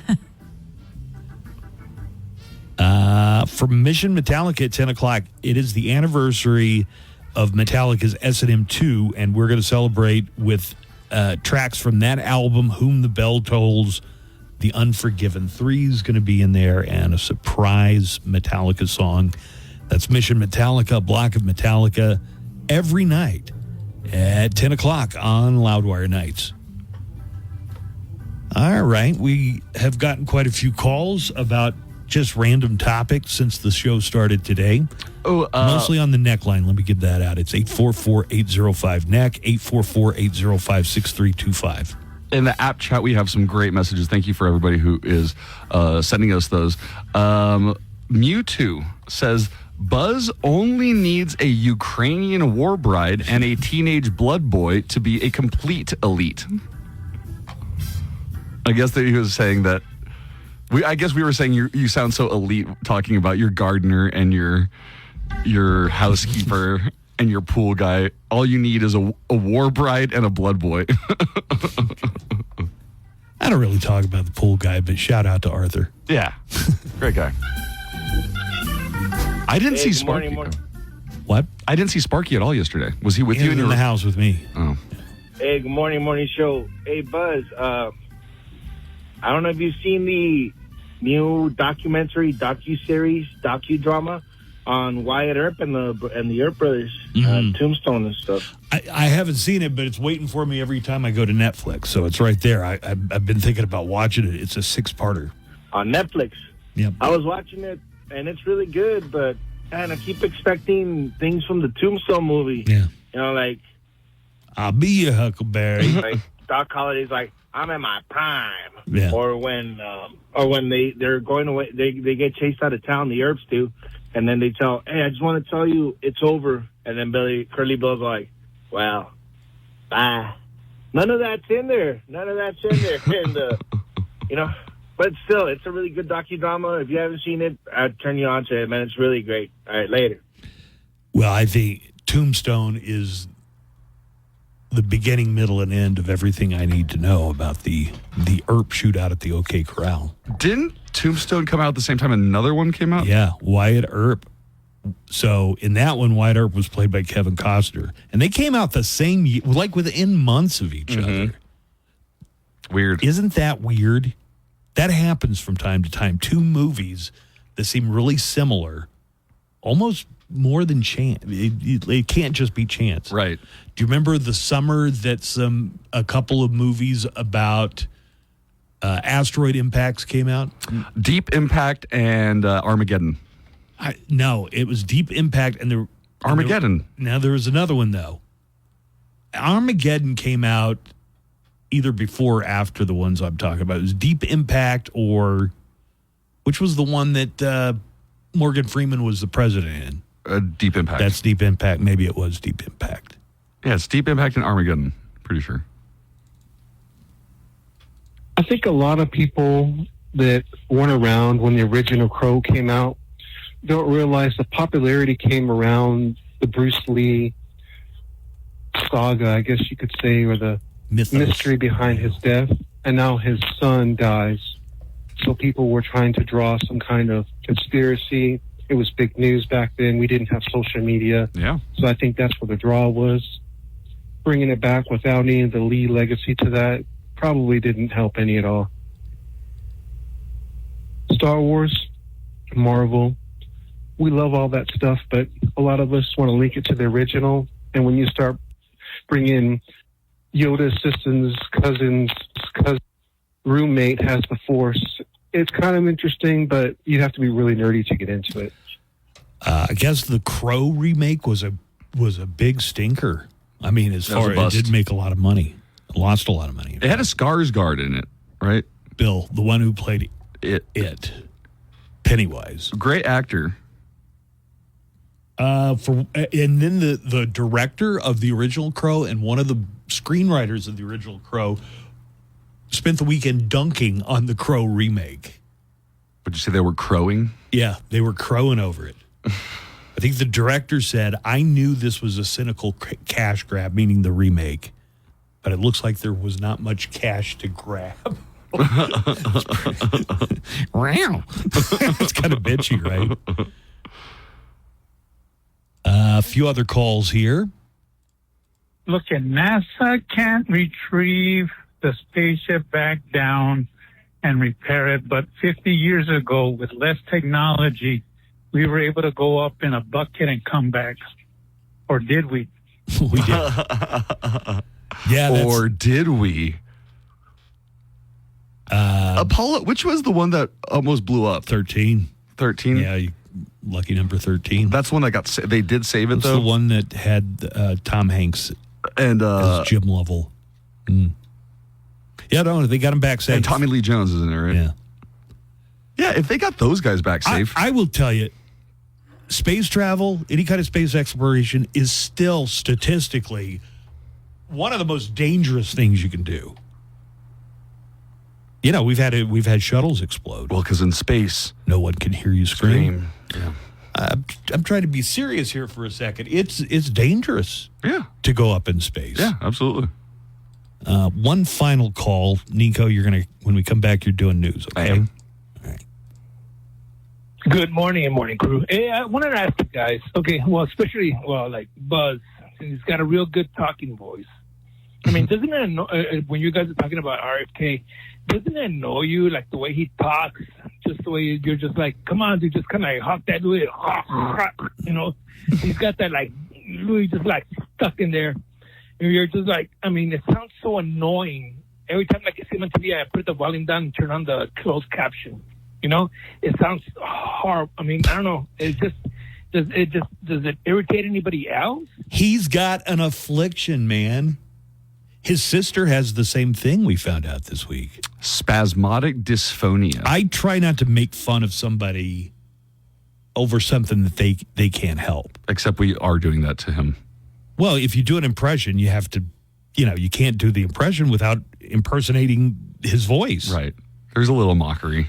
I don't like when people make fun of Greg Abbott for being in a wheelchair. You mean Wheels? Dude, I think that is just, Hot Wheels. That's not, you're okay with that. Just making fun of the guy because a branch fell on him and I'm making paralyzed fun of him him. at all. I think that's what happened to him. Like he was jogging and a branch or a power line or something fell on him. But yeah, I don't pick on people because of their disabilities. Yeah, no. I mean, guys, I'm going to give that guy like a hot tea with some lemon and some honey. Just like, please, man. I don't know. It's just something so annoying with the way he talks, And, I just want to know what you guys think. It's just the way he talks. Says you guys got good voices. I get you.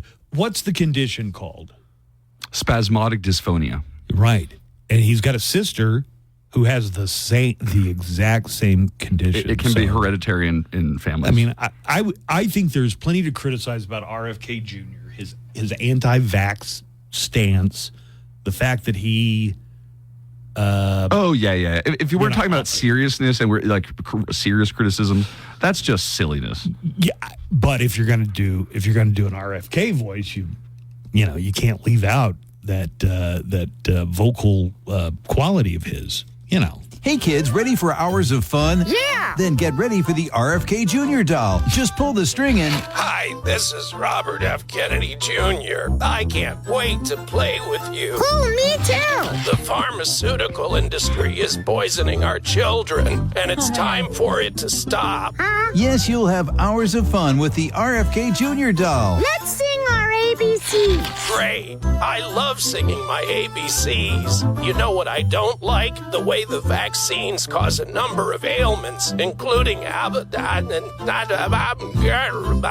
was that last thing? I should have been president. Agree to disagree, Bobby. It's the RFK Jr. doll in stores now. Quick break. Nico has news headlines coming up next. Police have arrested a surgeon who let his daughter help during a surgery. I will have the details next in news. While you're working away, we're working for you. Our job. What you love, what you find. Only at Total Wine & More. Drink responsibly. Be 21. The Buzz Adams Morning Show, Monday through Friday, 5 to 10. KLAQ and KLAQ HD1, El Paso, a Town Square media station. It's time for the news.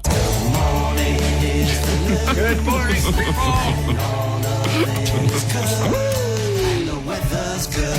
Spanning the globe in search of news. And with your news headlines, here's Nico and Jimmy. You're Good morning, so Nico. silly, Buzz. No! Good morning, Buzz. Good morning, Joanna.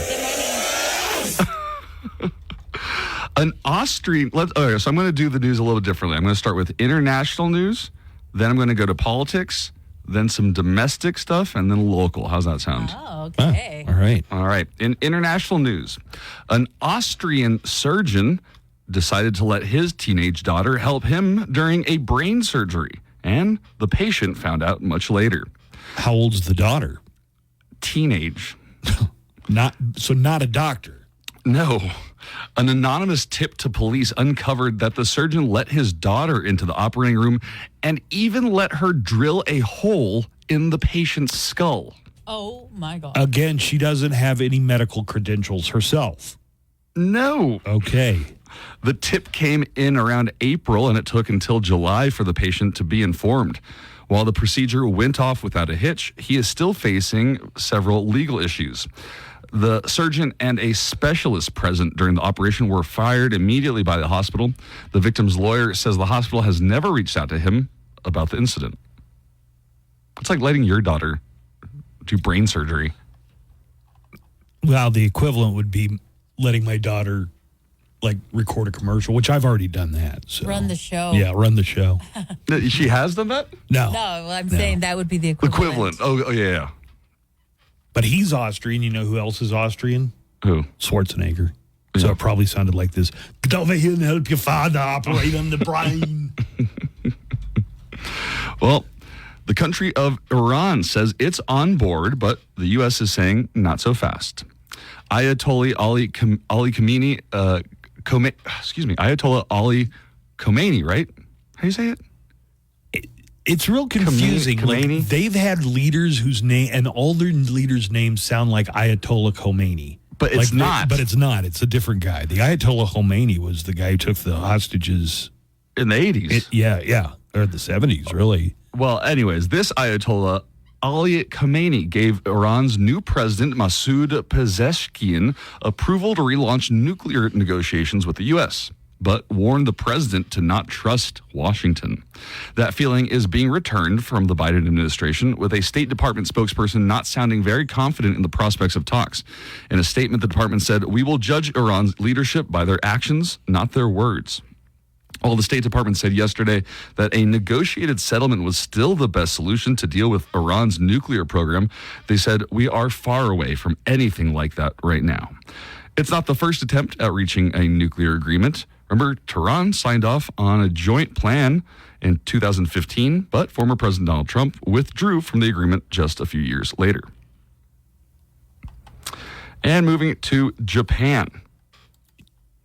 A single dolphin has been linked to a series of attacks on beachgoers in Japan, believed to be acting out of sexual frustration. Joanna, has this been you? Oh, God. Since 2022, over 44 injuries have been reported in Osaka Bay, 200 miles west of Tokyo, with a male bottlenose dolphin identified as the sexual assaulter.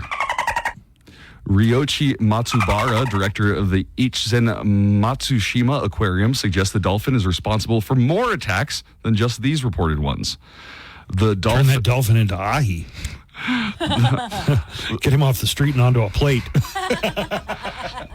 The dolphin's behavior includes pressing its genitals against humans, which could be an attempt at mating. But because of its incredible strength, people believe that it's sexually assaulting them. God. Aggressiveness. Experts like Putu Mustika from James Cook University say that these kind of behaviors can lead to some unintentional harm. The dolphin's actions might also stem from some natural aggression or some weird distress that humans have caused. Tadachi Morisaka, a professor, confirms it's probably the same dolphin. Just one. It got me right in my blowhole. And he needs to be like on a registry or something, like a. He needs to be forced to go around to all the other and introduce himself and say, just like Jesus in Big Lebowski. 5-year-olds, dude. 5-year-olds. Yeah. Yeah. Well, let's get into some domestic news. New York City Mayor Eric Adams is offering his own money as a reward for information leading to the driver involved in a hit and run that killed a groom a day before his wedding. Adams says he's putting up $1,000 in the case and expressed confidence that the suspect will be caught. Police say the driver was going the wrong way when two vehicles collided head-on Saturday. 2 people were killed in the crash, including Kirk Walker Jr., who was set to be married just the next day. I know, right? And a woman in Florida, this is a Florida woman story, a 47-year-old woman and her 41-year-old husband went to the Florida Keys to meet with a potential employer. So far, so good. But it's a safe bet that no one got the job. According to an arrest report, Kimberly Marie Robbins and Charles Fronenfield Lambert from North Carolina drove to Coconut's Bar and Liquor Store, where Robbins went to the bar, purchased a bottle of Crown Royal, and drank the entire bottle in 5 minutes. The woman or the man? This was the woman. And who was applying for the job? The woman. Okay. Lambert, the gentleman, was allegedly upset about her drinking all of it and then hit her, causing her to jump in their truck and run away. Wait, and she was there for a job interview? Yep. Well, instead of the getaway she planned, she drove straight into the side of the building. My God. While responding, deputies had Robbins in a 20-minute observation period. One of the deputies said that she spit on his face and then fell out of the chair and onto the floor. Both Robbins and Lambert are in the Key West jail until arraignment hearings scheduled for early September. It's also a safe bet that there's still a job opportunity for somebody available in that area. And let's get into the politics. The classified documents case against former President Donald Trump is back. Special counsel Jack Smith filed a superseding indictment yesterday to try to renew his attempted prosecution of Trump over alleged criminal acts after the Supreme Court ruled that the former president was immune from prosecution for some of the things listed in the original 45-page indictment. The new 36-page document is more refined, which was returned by a federal grand jury in Washington just last week. Talking to reporters yesterday, here is Republican vice presidential candidate Senator J.D. Vance.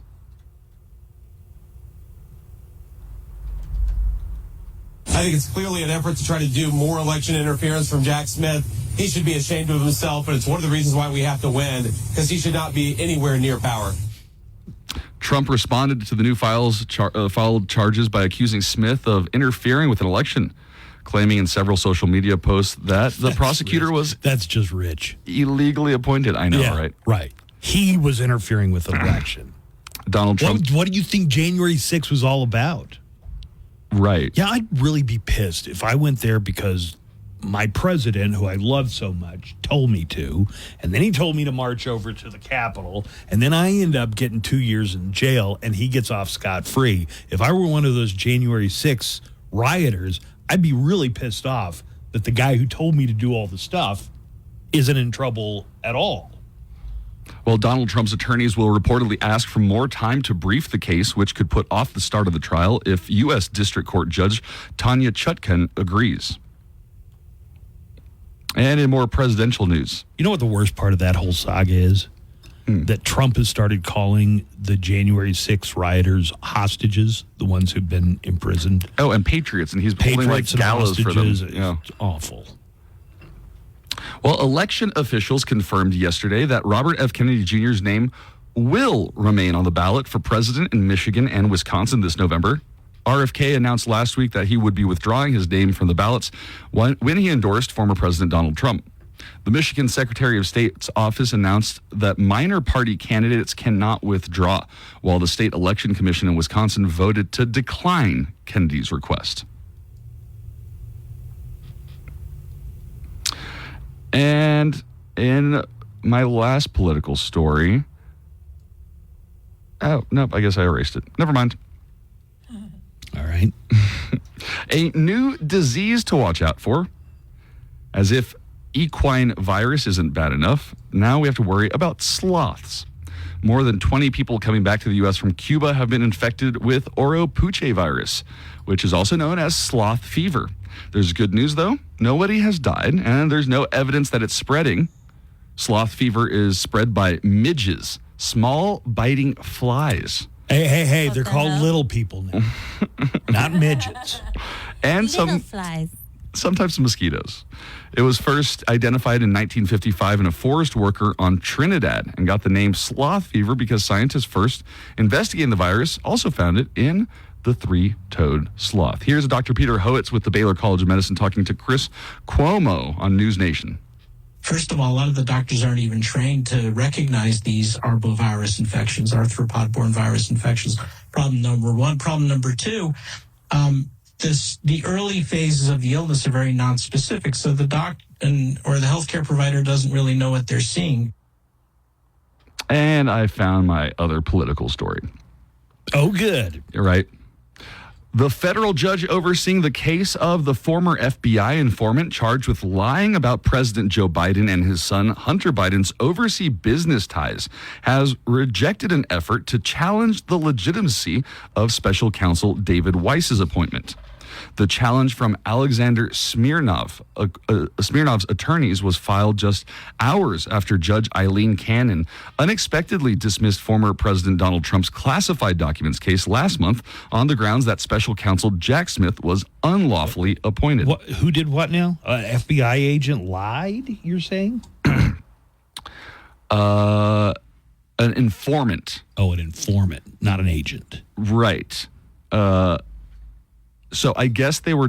I guess the attorneys for the informant were trying to challenge the legitimacy of David Weiss being a special counsel because Eileen Cannon said that Jack Smith couldn't be special counsel. So they wanted to use the same thing. Did it work? It did not work. Judge Otis Wright's ruling in the Smirnov case is yet another indication of how Judge Eileen Cannon's controversial dismissal of Trump's classified documents case, which ran contrary to decades of precedent set by other courts, is not holding water. It seems like she's a fan. Yeah, it does, absolutely. Right? Isn't it kind of coming off like she's a MAGA fan? Right. Well, this ruling is showing that her controversial dismissal is not holding water with other judges weighing similar challenges to special counsels. And how about we get to some local news? The city of El Paso is hosting a series of community meetings to inform residents about the upcoming November ballot measure concerning the future of the multi-purpose center. Okay, good. People do have a lot of opinions on this. The first meeting will take place tonight at 5:30 p.m. at the Marty Robbins Recreation Center. The ballot measure will ask voters whether to revoke the city's remaining authority to issue bonds for that long-delayed project, which is the last remaining initiative from the 2012 Quality of Life Bond. The same Quality of Life Bond that built the Chihuahuas ballpark. Was supposed to build a downtown multi-purpose arena. Laura Cruz Acosta, a city spokesperson, emphasized that the purpose of these meetings is to educate, not persuade the community on what this vote will entail. So get out there. There's a total of 9 meetings. The Marty Robbins one is tonight at 5:30. And you can go to the city website or kvia.com for a full schedule. That might have been what Mayor Leeser wants to come in and talk about tomorrow. I think it's that and my next story, which is the city council approved contract for our new city manager. Save that one. Got you. We'll come back and get to that here in just a couple of minutes, but we're up against a break. Also, if you missed it in the last hour, we'll repeat the Ghost Song of the Day coming up next. The Daily Calendar. Today, August 28th. It's crackers over the keyboard day. I wish I was making it up. So I guess eat some crackers over your keyboard. Then question your existence. It's also National Cherry Turnover Day. Cherries have a high rate of turnover. Sorry. It's also your favorite day ever, Power Rangers Day. I know what you're thinking. Nothing could be nerdier. But wait, it's Race Your Mouse Around Your Icons Day. Man, they must have been bored at the Geek Squad. And that's your Daily Calendar. Find out what's going on. Quirky facts about our region. Urgent things you need to know impacting your drive. And of course, nothing but El Paso's best rock. Oh, radio celebration of member family. Oasis Lanes, 1660 North Zaragoza Road. OasisLanesEP.com for more. You are about to participate in a great adventure. The KLAQ Morning Show with Buzz Adams is back. Yeah! Only on 95.5 KLAQ El Paso.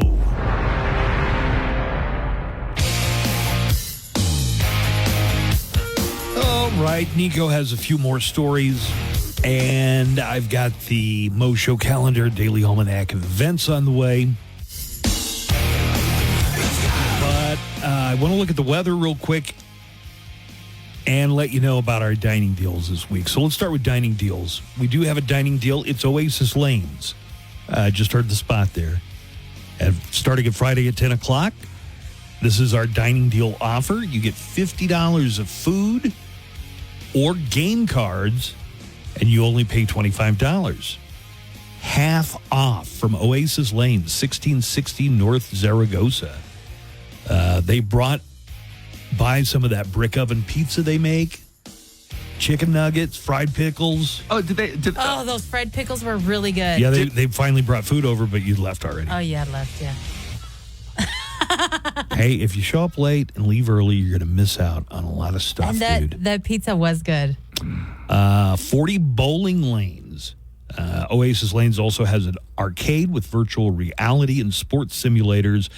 Take advantage of this dining deal when it goes live Friday at 10 a.m. by going to KLAQ.com. Over there, you can find the dining deals button on the must-read bar and the dining deals button on the KLAQ mobile app. Only 100 of these are available, so when they sell out, they're gone. But starting at 10 a.m. on Friday, get $50 of food or game cards from Oasis Lanes for only $25. We're getting close enough to the weekend. We can start drawing maybe some conclusions about what the weekend weather is going to look like. So let's do the golfer's forecast brought to you by Painted Dunes Desert Golf Course. Starting today, partly cloudy. We do have a couple of spikes in rain chance this afternoon, and then later in the evening and overnight. We're going to put that at about a 20% chance of rain. Otherwise, partly cloudy. 89 is going to be the high temperature. For Thursday, partly cloudy, mid-90s. It is still going to stay relatively cool, and it looks like for the weekend we're going to be mostly in the 80s.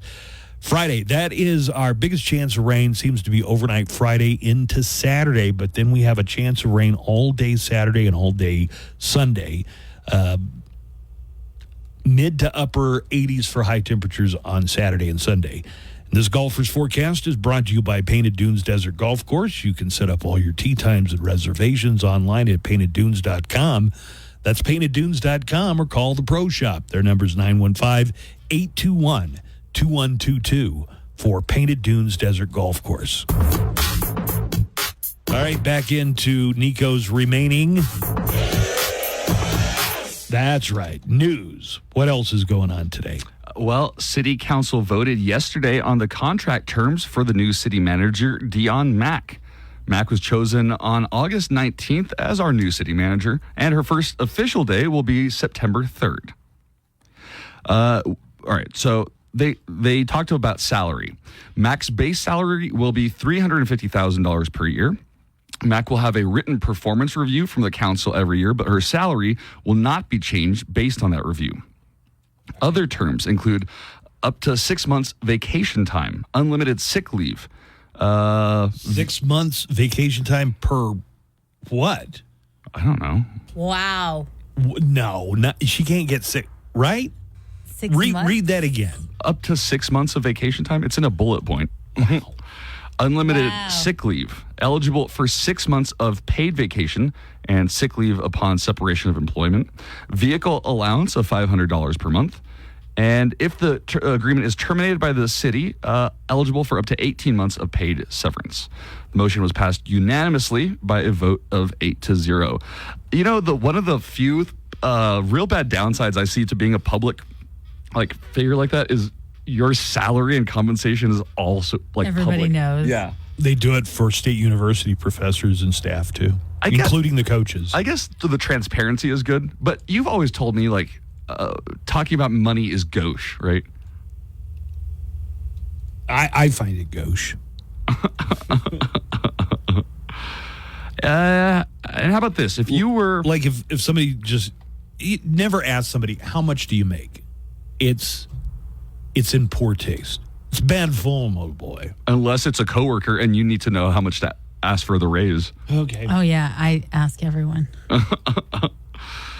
Okay, if you were a motorist on the east side of El Paso yesterday, you might have bought bad gas. A Valero gas station on Gateway Boulevard West and Lomaland Drive in East El Paso is accused of selling gasoline that damaged multiple vehicles yesterday. Multiple motorists complained about their cars just no longer working after they gassed up Tuesday morning. You ever had bad gas before, Nico? Joanna, you ever had bad gas? Yeah, sometimes. Yeah. Right now. Oh, I swear Buzz farted yesterday, Joanna. I could swear. I didn't. I could While you were in swear. there? No, I just came in and then it just kind of hit me. It wafted in the air. That was Justin Underwood. Yeah, right. He was Don't blame it he on was Justin. trying to blame Justin for it. Justin, who always smells so good. So good. 3 blocks away from this gas station, an SUV starts to stall. And like the gas was just bad enough that it stalled after several pulling cars. We just on top of that, they had a jackknife semi in that general area There too. was a lot of semi-accidents yesterday. People reported, we thought it was just my vehicle, but when we went back to the gas station, we saw that there were more people affected. At first, there were 5, then there were 10, and then there were more. Somebody put a little sugar in the tank? I don't know. I didn't know Banana bad. in the tailpipe? I didn't You're know not bad. gonna fall for the banana in the tailpipe, okay? I'm gonna fall for the banana in the tailpipe. I didn't know I didn't know gas could go bad like that. Well, it could go bad, but it sounds like it might have been delivered bad. Bad, right? Yeah. Well, let's talk about that deck plaza that we're all thinking about, right? All right, so that is the plan that they have not agreed to yet that would pave the downtown I-10. So I-10 kind of goes through a tunnel of bridges downtown, but it's not a full tunnel. So they're going to connect all that, Okay. leaving several acres for use above I-10. So you'd be on this deck plaza, maybe seeing a concert or playing in the park or whatever it is, and underneath your feet, I-10 traffic would be going east and west, right under your feet. Right. Well, El Paso County is planning to kick in $1 million to help advance the proposal. And El Paso County may become the new owner of the park. The deck park is estimated to cost at least $200 million to build. It would cap the sunken stretch of freeway downtown and span 5 city blocks from Santa Fe Street east to Kansas Street. Yeah, but how much and for how long would it f- up traffic? Oh my God! Can you imagine? I just saw shudder. a video that went into great detail. Do you know? Let me just say this, guys. It looks like this is going to happen. Really? One. Like they really are going to push it. I'll ask Oscar Leeser, the mayor, when he comes in tomorrow. 2, I'm not sure he has anything to do with it because this is a county issue. 2, there is already a $500 million text dot expansion of the freeway and renovation of that exact stretch. The sunken area, that's already going to be widened and reconstructed. So they're already planning. Just El Paso, get ready for some crazy traffic downtown because they are already going to widen the freeway. You know what downtown. they really need to do is somehow connect off of I-10 so that you don't have to go driving through an apartment complex to get to Topgolf. You know what I mean? Are you talking about the Mesa? Well, yeah. There ought to be some kind of access They are. road. They're building one. Are they? They haven't started. They've been building that for the longest time. Yeah, they have. They have started. Well, the county commissioner court approved the contribution 3-1. And this is a quote from County Judge Ricardo Samaniego. He said, "This type of situation is what broadens our tax base and then lowers the tax burden on individuals and constituents." I think that's something that'll actually get some use. There was the streetcar project that went in several years ago, and I remember at that time I had to go downtown quite frequently, and it was messing up everybody that worked downtown just to put in the streetcar tracks, which they still don't charge for tickets or for rides. It's like free. What a misbegotten disaster of a project those streetcars turned out to be. Well, Not in the movie The Forever Purge. That was the only thing working, which was the most unbelievable part of that movie. Of the whole movie. Well, if it advances, the deck part will be built around the same time as what I said was that planned repair and widening of I-10 around downtown. So they might just do both at the same time. So just double whammy. Just drive on Montana, I guess. Let's just do all these projects all at once. Well, the big question right now is who would own the park? Right now, it's between the Paso del Norte Community Foundation, maybe the county. El Paso County has said it would be willing to take up ownership. So I guess we'll find out more. All right. And last but not least, I have a story about opera. Well, I knew it wasn't over until the fat lady sings. Hey. Residents in Manchester, New Hampshire are frustrated with a 7-Eleven that's been blasting opera music 24/7 for the past few weeks. The store started blasting the music through outdoor speakers to stop loitering. Loiterers. Yeah. But it's also been keeping neighbors awake at night. Hey, Joanna. No, what? I don't know if you ever stopped for gas, but this Circle K right on the corner of Executive and Mesa. Yes. That is an interesting place, man. You go over there, there's just the most fascinating people. You told me this. Oh, one you're time talking that we about both went to that. You're just Circle talking K. about the homeless people that hang out in front. I mean, and that one guy who's talking about the Bible. Yeah, you've also got the guy with the megaphone who's preaching sometimes. He's sometimes across the street. Like you his can't megaphone understand a isn't good. word he's saying. Yeah. Honestly. You can't understand a word that's coming out of that I don't know. Is megaphone, he but he's talking out there about- almost every day. Is he talking or bashing Jesus? I can't. I think it's about and how the world's going to end. So he's bashing. So you got that work, and you've always got just an interesting mix of transient people, I guess. Yeah, maybe some migrants, but also good old-fashioned American homegrown homeless people. Yeah, that are just like, hey, let me clean the windows on your car. Yeah, there's For a that. buck or two. A future open micer, or that one Circle K is like Mos Eisley Spaceport. like and the canteen. He told me the same thing when he and I went to that gas station. I said, look at this. Because remember, Isn't this last year fascinating? there were no bathrooms working here, so we had to go to the gas station. Oh God, for like a week. A week and a half. Or to the Starbucks. You know, if I went to Nico's house. Oh yeah, you did go to my house. You know, if I ever had to like start a charity or do anything, it would be for homeless people. I think that's like the closest issue to my heart. Because you two were almost homeless? Yeah. Yeah, because you never know. Anybody could be there from a bad day. And I got to work with them a lot in the hospital. And, you know, they really are people. They're human beings. Wait. You've confirmed this? Yes. Okay. What are you talking about? Let's end this meeting on a high note. To go along with the opera story. Yes. Nice. So they're blaring opera music to keep loiterers away. Yes. Unfortunately, it's keeping the neighbors up. My 4-year-old is autistic, says Jennifer Putter, and she already has a hard time sleeping. So this has been very difficult for us. I hope they'll turn it off at night for us people. But think how cultural she'll be by the time she gets to kindergarten. Well, the good news is loitering is down 100%. You mean nobody's loitering? Nobody wants to listen to Pavarotti. I'm going to drop my CD of Pagliacci off at the Circle K over here. Clear that area out a little bit. There's some woolly boogers in there, man. And with the news, I'm Nico. Real quick, just got a phone call for you. Let's check it out. Yes, talking about the park over the freeway on I-10. Yeah. Mm-hmm. Lest we forget that one semi-truck literally rode up all the way up almost to the street there, caught fire. There was video of the guy jumping out with a hurt leg.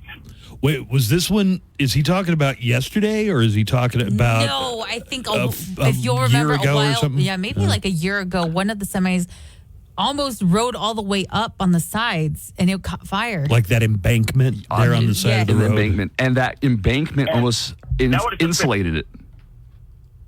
Okay, let's find out what else he's going to say. And that would have just been right under this park. It would have caught fire. So, no, I don't think that's a good idea. Plus, what they'll probably end up doing is putting the new arena there anyway. We'll see you. Goodbye. They're going to spend money on studies for the new arena to be there. Yeah, right. Hey, we still got like $80 million left. We got to waste it on studies. Also, that I-10 is clear for toxic cargo. Trucks that are hauling, they have to stay on hazardous cargo routes. So that'll be going right under the deck plaza you were talking about. I mean, if they can do it well, I think it would help property values and make downtown. I don't think that multi-purpose arena is ever going to be built. I believe the deck plaza. I think the deck plaza will happen before the downtown multi-purpose arena will. I'm going to save our Mo Show calendar for when we come back here in just a second. Good morning, Buzz, Joanna, and Nico. Hello. This Hey. is your favorite former president calling in. And no, I'm not talking about Barack Obama. This is Donald J. Trump calling in the neckline. Hello. Buzz, I need your help with finding recruits for Space Force. I know you have more listeners than I do, and we need to find at least 400 candidates, and El Paso is the perfect place. Because Space Force prefers people who are under 5'7". Who wants to be a space ninja? You can apply at TrumpSpaceNinjas.com. I look forward to building a great space ninja team. Thank you and have a beautiful day. I love you all, but not as much as my tanning lotion.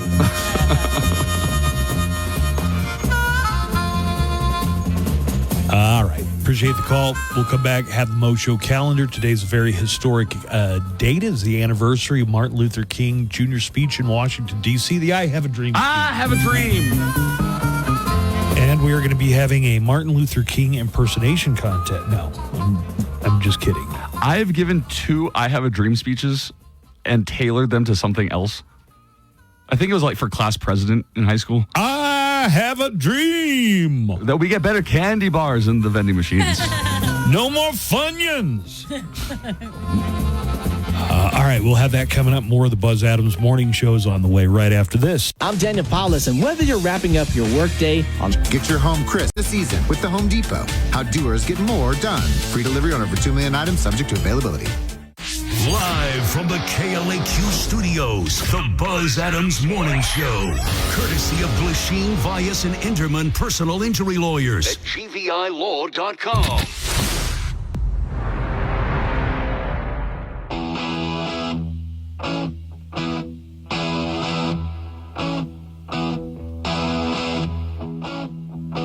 Okay, explain this to me. You sent me a topic about the third largest statue in America has just been erected in Houston. And it's a statue of the Hindu monkey god Hanuman. Oh, I have heard of this. You sent me that article. I did. And then you used a photo of a different statue as the featured image. I did. Why? Buzz, you don't know what it's like to get picture permissions. So you don't even know.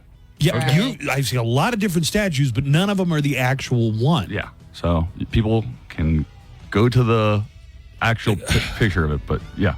Oh, but you're able to use the one of the I could Pegasus get that and one. the dragon. Yes, that one I was able to use. Joanna, this is the second tallest statue in America, and it's in Florida. Okay. In Hallandale Beach. It's the Pegasus and Dragon statue, standing 110 feet tall. Look at the mountain, and then look. Do you see the little human at the bottom? It looks like a Oh my God. Tic Tac. That's a human? Yeah, that's a person. So that's the second highest. Yikes. The tallest statue in the United States. The tallest erection is fittingly the Statue of Liberty, I guess. Just use a picture of the actual. Use that one. Look at that. No, I can't. I hate our company. No, but just credit it to whoever the UPS photographer is. Yeah, you could totally do that. Yeah, you can do that, dude. Why would you? Why? She just shook her. She just shook her head. So you can't I was being sarcastic. Yeah, no, you can't. You got to find an actual photo that you can use. Otherwise, that website could come for us and be like, "You took my picture." All right. Well, anyway, it's it's a 90-foot tall statue of Hanuman, a Hindu deity, and it's at the Sri. I'm not even going to try this word. Ashtakashmi Temple in Sugar Land. Oh, Joanna, I was trying to explain to Buzz that like in Houston's really cool because they have so many like different cultures. There's a whole Little India, so like an entire street. Right. And then a little. Also, the second biggest city where you'll find a large population of Vietnamese people. Oh, cool. And then the Chinatown is at like Houston has a Chinatown, a huge one, a super long street, and everything is in Chinese. Lived in Houston. Yeah, right. So the street names are in Chinese, the business names, the sign, everything. Sweet. Some people are upset. Many people identifying themselves as evangelicals lashed out at the images. What's with this monkey man? Here's somebody said, this is a Hindu statue they just built in Texas. I rebuke this demonic filth in the mighty name of Jesus Christ. I rebuke you. The End Times headlines, a disreputable website, said, a Hindu temple just unveiled a statue of their demonic Lord Hanuman in Texas. A lot of people pointed out, though, that 15% of the world's population, or about 1.5 billion people, are Hindus. And in the Hindu tradition, Hanuman is not a demon. He's a beneficial god. But I was raised a Baptist in Oklahoma, and here's the what was Cheryl say about it? The rule of thumb: if it ain't Jesus, it's a demon. And then, Joanna, in the break, Buzz was telling me that he learned. How about the Prophet Muhammad? Demon. How about the Pope? Demon. See, the Pope. But he was saying, yeah, I learned all about the evils of the Roman Catholic Church from my mom. No, not from my mom. She didn't harp on it. But let's just say They used to give us these little religious tracts. Do you know what a tract is? No. Like a little book, like a little comic book. Oh. And they were from this guy named Jack Chick. He was the cartoonist and the writer. And they are the most insane things. And they would give it to us, 10, 11 years old. Uh-huh. And one of them was about how, the Catholic Church is actually satanic. That's insane. Yeah, that's crazy. They got a statue of the monkey god Hanuman. In that one picture, he looks like a kaiju and he's about to attack a commuter train. Buzz, this entire article has multiple pictures of different Hanuman statues across the world. Nope, same one. That one is the same one as the other. That one? Because that one, no, it's not. Because look at the one up. It's the same statue. That one, a massive statue of the Hindu deity, is pictured in New Delhi, India, on April 25th, 2022. See, underneath the picture, Buzz, it has a caption, and it tells you where the picture comes from. So it's just using different pictures of Hanuman. Post it and credit the photographer. You got to get the You have to get the photographer's permission. God almighty. It's like our company wants Look at to Buzz, be who doesn't know how to put together an article. I know. Let's do the Mo Show calendar and daily almanac of events. I'm getting a little pissed off here. Why are you getting pissed off? Because our company demands that we post articles, and then you can't even use a picture of the thing you're writing about. It is a company thing. It's just a crediting thing. You can't just use people's. Everybody else does. Everybody else does. Well, they're not like a multi-million-dollar company. They could get sued for it. You think we're a multi-million-dollar company? I'm sorry, multi-thousand-dollar company. Today is August 28th. Oh, we got to play that ghost song of the day, Joey. Ooh. Pull that out real quick. We'll get this out of the way. Just whip it out. Let me whip it out. The ghost song of the day is going to be... Do you remember what I said earlier? Dance Macabre. 2 o'clock hour. 2 o'clock hour. Right. So this is the final few days of August. And if you hear the ghost song of the day, be caller 13 when you hear it in the 2 o'clock hour. And you get the daily prize, which is the Ghost movie concert soundtrack right here, right now.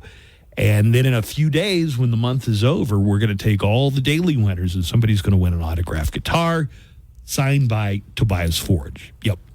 Dance Macabre in the 2 o'clock hour today. Here's a little bit of that song.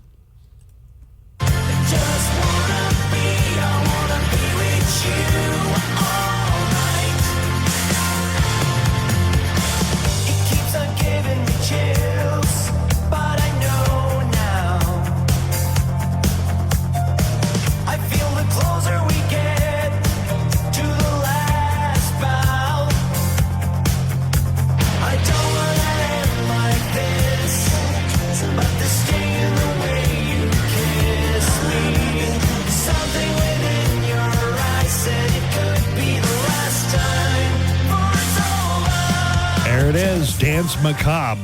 As soon as you hear it start, you can call in. Caller 13 is what we'll be looking for. And just these last few days in the month of August. Today is National Bow Tie Day, so if you're wearing a bow tie today, congratulations, young Sheldon. Can you tie a no, I got to get them for tuxes and stuff? Yeah. But I don't. I mean, it's a bow tie, man. What do I think I am? Tucker Carlson circa 2005? Well, not for everyday use, but for tuxedos, you wear one. Buzz has told me he has a tuxedo. I own a tuxedo. That he's had for years. They never change the style. Yeah, you should come in with a tuxedo, suit up. Like in Step Brothers when we're trying to apply for jobs? Yeah. The next time corporate comes in, put your tuxedo on. Today is National Power Rangers Day. Hell yeah. We have 2 to 3 different calls already about Power Rangers that we'll have to get to. Yes. What's this? The Power Rangers theme song. Oh, all right. For many, the first metal song they ever heard. Yeah. All right. Here we go. Power Rangers. Yeah. Heroes on a Half Shell. Dude, That's a different one. Come on, honestly. Today is Red Wine Day. Birthdays today include Honey Boo Boo. That's right, Honey Boo Boo. Alana Thompson Boo Boo. is 19 years old. 19. Mm-hmm. Armie Hammer, the actor who was in The Social Network And Cannibalist. and Call Me By Your Name and, well, wannabe Cannibal. I don't think he ever followed through and ate anybody, right? He has been pretty thoroughly canceled. Yeah, he probably should have been in that Francis Ford Coppola movie. Anyway, Armie Hammer is 38 today. Jack Black from Kung Fu Panda and Jumanji is having a birthday today. He's 55. Also turning 55 today, Jason Priestley from Beverly Hills 90210. Do you know who Jack Black's mother is? Oh, she did something really important. She did something super important. Right. Was her last name Black? No, it wasn't. It was Cohen. I don't know. What did she do? She was engineer on the Minuteman missiles, the Hubble Space Telescope, and don't they say that she went into labor while she was doing while she was something? working on the Apollo 13? She was credited with helping save Apollo 13. Jack Black's mom. And then she's like, I'm gonna go have this baby now, and that baby was Jack Black. All right. Well, happy 55th to that lady's son, Jack Black. Country star Shania Twain has a birthday today. She's 59. Jennifer Coolidge, also known as Stifler's mom from the American Pie movies, love her. is 63. Stifler's mom. You see her everywhere now. I'm a MILF. Actor Daniel Stern, who was Joe Pesci's partner in Home Alone. Yeah, he was Marv. That's right. He was also the adult voice of Kevin on The Wonder Years. He is 67 today. What? The adult voice of Kevin on The Wonder Years Is Marv? Marv from The Wet Bandits. You just blew my mind with that. Yeah, seriously. I thought you knew that. No. I was today yeah. years old. Yeah, Daniel Stern, 67 today. And this date in history, it was 61 years ago in 1963 that Dr. Martin Luther King Jr. did a speech where he declared, "I have a dream," to 250,000 people in front of the Lincoln Memorial in Washington, D.C. Let's listen in. I have a dream that my 4 little children will one day live in a nation where they will not be judged by the color of their skin, but by the content of their character. I have a dream today. Chills. What is Joanna? What's that store where they already have out the Halloween and Thanksgiving decorations? Spirit. Oh, I'm sorry. All of them. All of them. If you go into a store, they've got the Halloween Code and orange. I predict that this week we will see Christmas decorations at the front of the store. While you're out back to school shopping, don't forget that it's officially Hello Thanksmas. We're already stocked for Halloween, Thanksgiving, and Christmas. We've filled the store with all the spooky, turkey, holly jolly decor you need, plus loads of pumpkin spice. Stock up like you're a doomsday prepper and fill your sadness with half a year's worth of decor. We've got all the Jack-o'-lantern, Tom Turkey, and Jack Frost. So happy Hello Thanksmas. In stores now. Oh yeah, we have all the back-to-school stuff too. Leave a message on the neckline at 844-805-6325. Hey, I tell you what, Buzz, when I first heard of this neckline, I thought it was the dumbest thing I ever heard of. But I done called you about 5 sober or get. Learn more at NHTSA.gov. That's NHTSA.gov. This message brought to you by NHTSA. The Buzz Adams Morning Show, Monday through Friday, 5 to 10. KLAQ and KLAQ HD1, El Paso, a Town Square media station.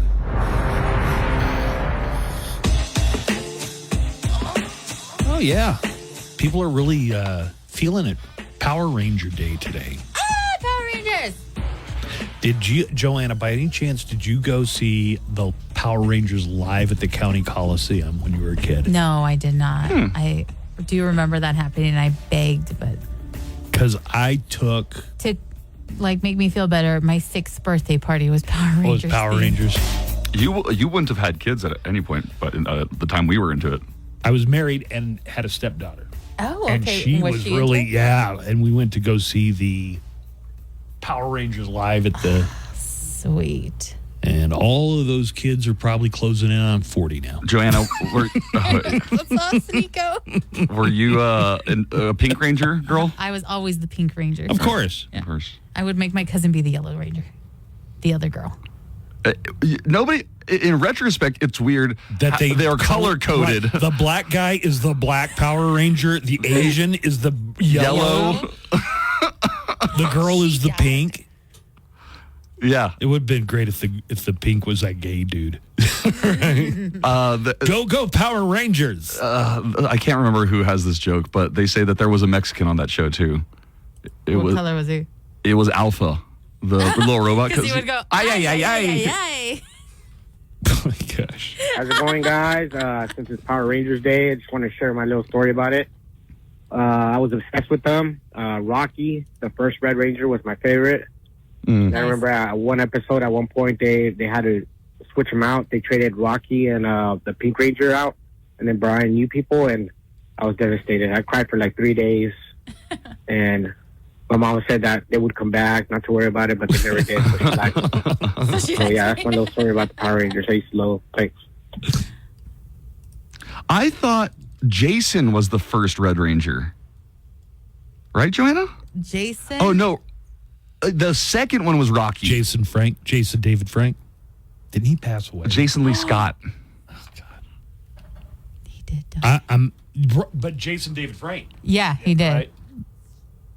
Hey, good morning, Mosho. This is Pancho. I'm a first-time caller. I just wanted to say, since it's wine day, what's your guys' favorite wine? I like that Cabernet stuff, Sauvignon. I don't know if you guys like the Cabernet. What's the other one, Merlot? Are you guys Merlot or Cabernet? Anyways, have a great morning, guys. Bye. We're not drinking any f***ing Merlot. Why? Is that because it's in the movie Sideways? Yeah. That's right. Remember, they're at the on the wine tour, and they've got a big vat where you spit. You're supposed to spit it. Spit it Paul out. Giamatti just takes that vat and starts. He drank a lot of different wines. I guess I will admit that my tastes are not sophisticated enough. I don't really care for wine. I don't really know any difference or anything. I just know I don't like certain wines, and white wine gives me a hangover. Red wine gives me a headache, not a hangover headache. No, a headache like like it's got tannins. That's because of the tannins. Yeah. The tannins? Yeah. Cabernet Sauvignon's a little drier. Merlot, a little sweeter. You really got to look for the legs. Look at the legs. So dumb. Yeah. Are you into wine? I know you're not. I've never seen you drink wine. I used to be very into wine. Really? Yeah. Then I drank too much wine one night and then never drink that much again. But I could tell you, you could recommend a good table wine. Yeah, a little Zen. Really? Yeah. You know what pairs with escargot for the holidays? Well, I'd say that's closest to fish, so maybe a white wine. Oh, okay. It is Red Wine Day today. Let's see. They haven't set a migrant bus from the border of from the Texas border to any cities in over 2 months now. Oh, no. Nice. And the reason that they give is that there aren't enough migrants to send. Oh, that's a good sign, right?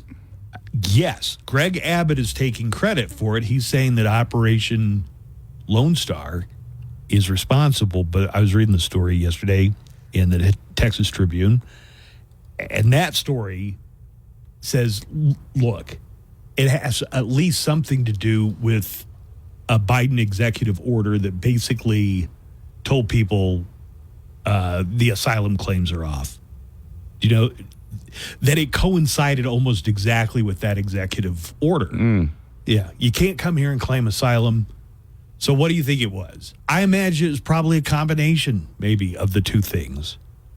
The Operation Lone Star and the Biden executive order. you remember when people used to give each other credit when they agreed on something? Those days are probably gone, right? No. I don't remember when anybody ever gave anybody else Do you credit. remember in presidential debates when the debate would end and the families would come up and everybody would just be chatting and it seemed like they Good were day to you, sir. absolutely Good had day to you. they Shaking hands absolutely and had stuff. respect for the other person. Right. Trump ended that forever, I guess.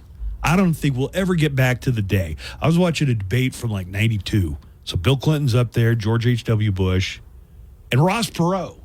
And then it's over and they're just talking and it seems like they really respect each other. Goodbye. I guess that's all done.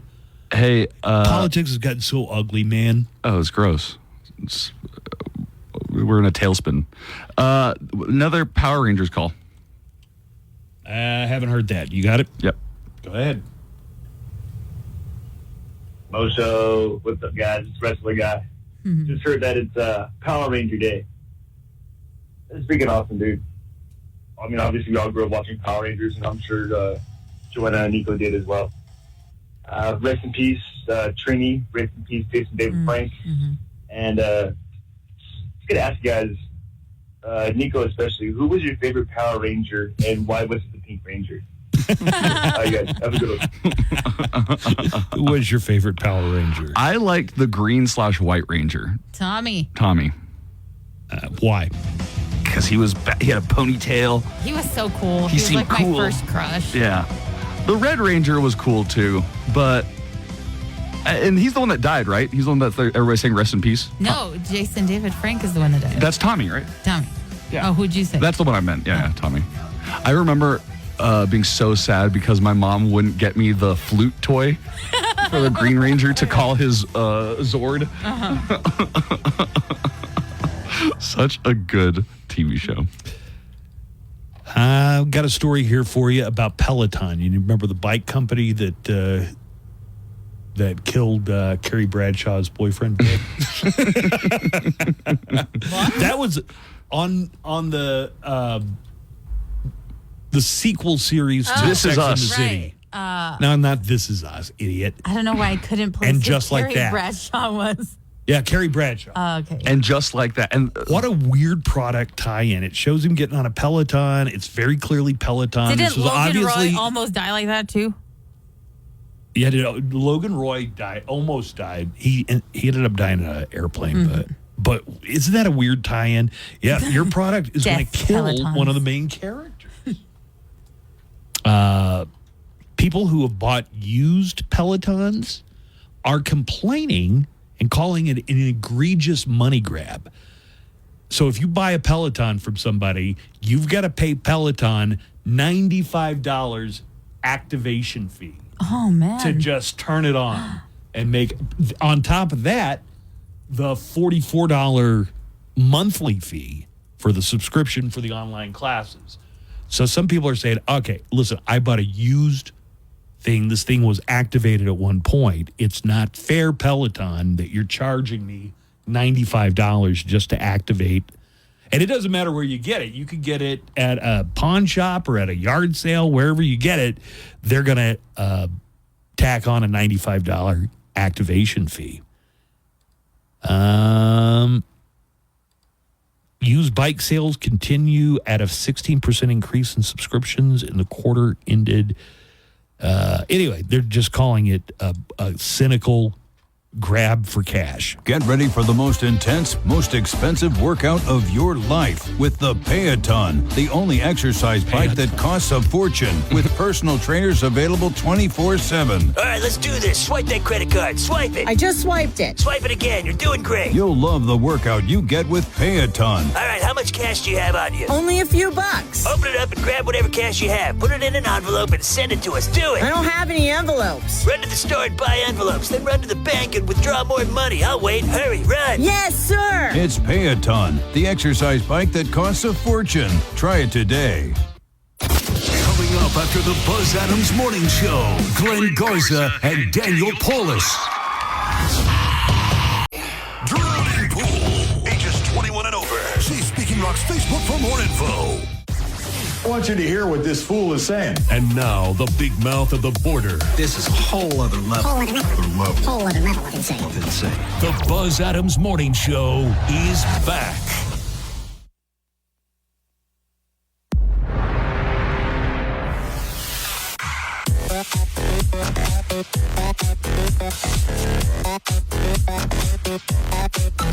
Well, happy Power Rangers Day to those of you of that generation. I'm going to say it seems like most millennials were really into Power Rangers. People are getting into this topic right now. The number of comments and neckline calls just about Power Rangers is crazy. What were the bad guys' minions called? Putties? Yeah, thank you. Oh my God, Buzz. I remember that from the live show at the County Coliseum. And then you would they came through the crowd, jealous. and the average age there was probably like 8 or 9 or 10, something like that. Well, we just got a call about the County Coliseum. Do you want to play that one? Sure. Hey, what's up, Mosho? So you guys were talking about the Power Rangers day today. I remember my dad took me to the Coliseum, and I remember how it was so cool, man. Buzz, do you remember when it started? Like it was news, and then they showed something about a meteor hitting, and then they showed a meteor inside the Coliseum, obviously in a string, going down to the stage, and then it. Wait, do you remember that? Not specifically, but sure. Okay. I mean, like they had a news intro montage. Yeah. It was a real multimedia presentation, and of course, the people in the suits weren't the original. Just wait. It exploded. Anything. Anyway, I'm reliving it again. Anyway, my point was that when I went, it was so cool. Everything was cool, and then at the end, when they did their whole thing at the end, my dad tells me, that was not them, right? To me, I was like 5 years old. It didn't click that those were actors, those were athletes or whatever you want to call them. They were doing backflips, they were doing all sorts of stuff with the mask on, with the helmet on. It didn't click to me that it was not them. When my dad told me, it clicked, and it just killed my vibe. It just he killed my Power Ranger fantasy, I guess. And he didn't even know it. He just that's on them. Guys, have a great day. Bye. Oh, his dreams were shattered. You're right. This is connecting with a lot of people, I guess, from that generation. Oh man, it was a lifestyle. On the studio line, live call, it's Joe. Hello, Joe. What's going on, sir? Hey, what's happening, Joe? Good morning, everyone. Just want to speak on Jason David Frank. He was a Green Ranger, original Green Ranger, then White Ranger. He was here just a couple of years ago signing autographs at a Comic-Con. Actually, that's what I was about to talk about. Yeah, go ahead. He was a super cool guy, stand-up guy. Super cool guy. His legacy is something that we all live on. I think Nico could relate to. Yeah, I just think Power Rangers was super cool. I don't think anything was bad out of it. I think that guy was lying about the Chinese thing. What? Wait, what are we talking? Yeah. What about what Chinese thing? Oh, it's because they say that the Power Rangers was actually dubbed from China. Well, it started as a Japanese television show. Oh, there you go. And it was called something else, and then they kind of exported it to America. But they got all new actors to be the American version, right? Yeah. Okay. Yeah. All right, I think Joe. that was right. All right, cool. All right, thank you, guys. Thanks, man. Appreciate it.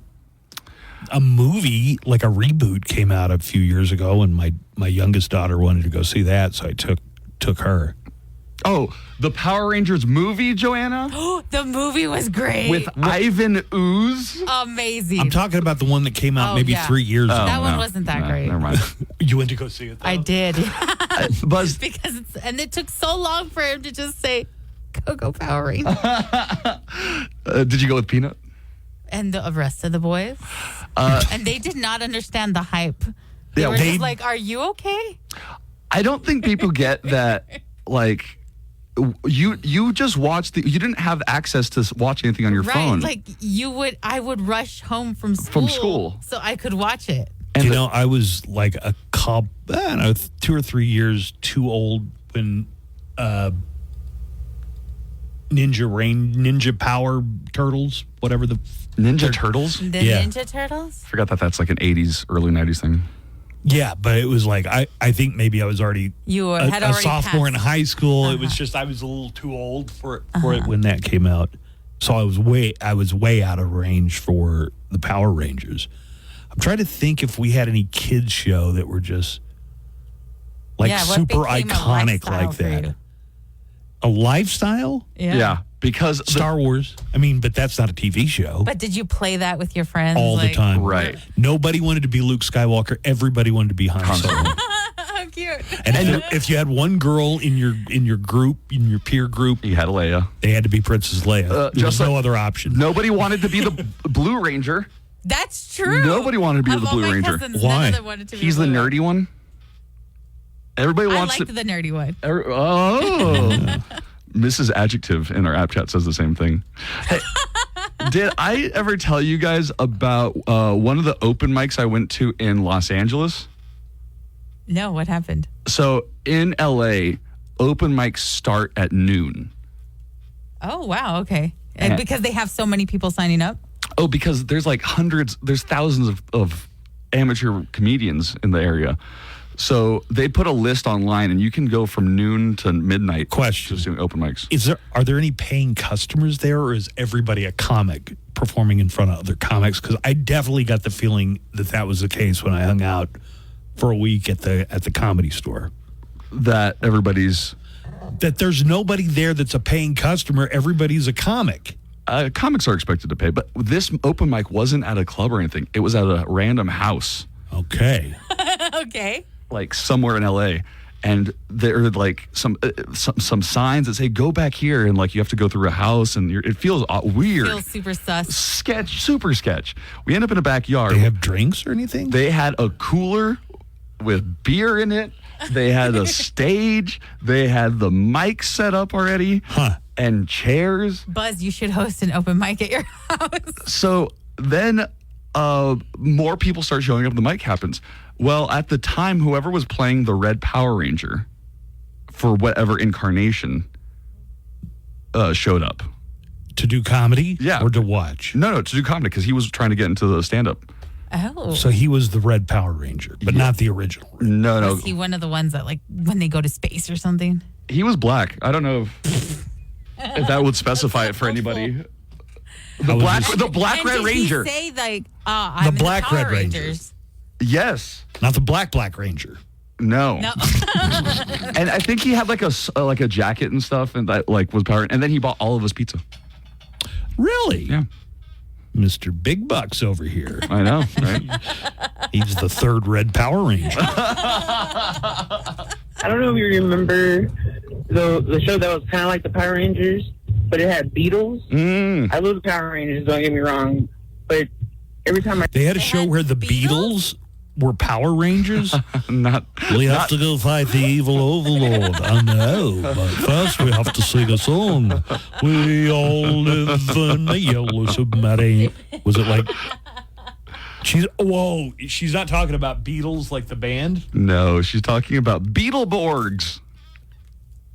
But every time I think about the Power Rangers, I think about this show, and no one ever remembers it. I don't even remember it. I just remember it like a dream from a long time ago, but it was like Beatles, and it was kind of like the Power Rangers.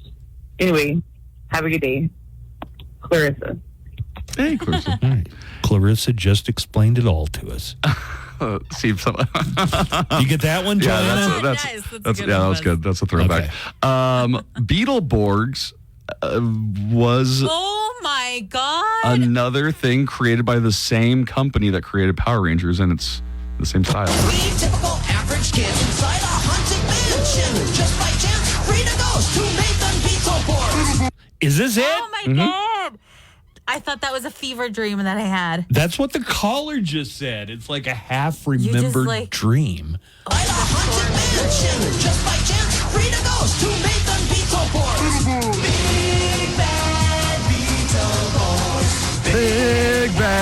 red Beetlesaurs. Did you see that Christian Bale got his start as one of the kids on this show? I'm just kidding. No, you didn't. Now they're superheroes armed with superpowers. Taken from a comic strip and now they're Beetleborgs. Big Bang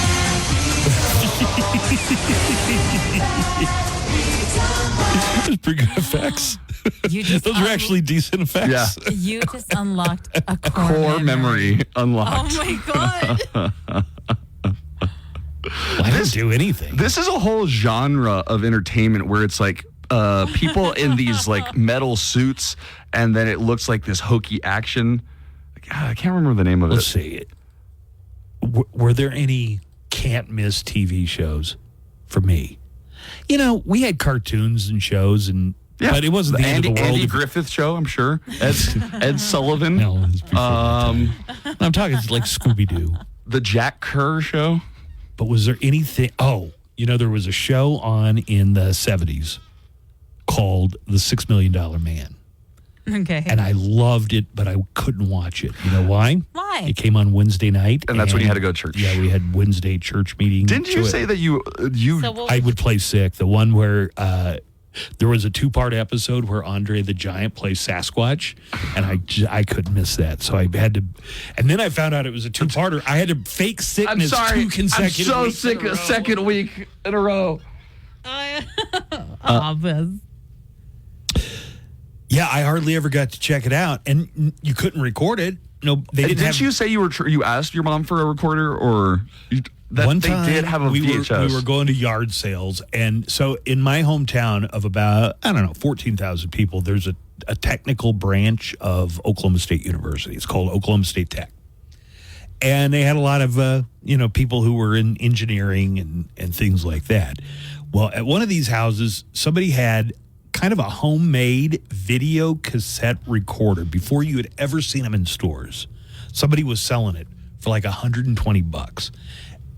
And I begged my dad to buy one of these things so I could set it up and record $6 Million Man, which I couldn't see because of church on Wednesday, and Wonderful World of Disney, which I couldn't see because of church on Sunday.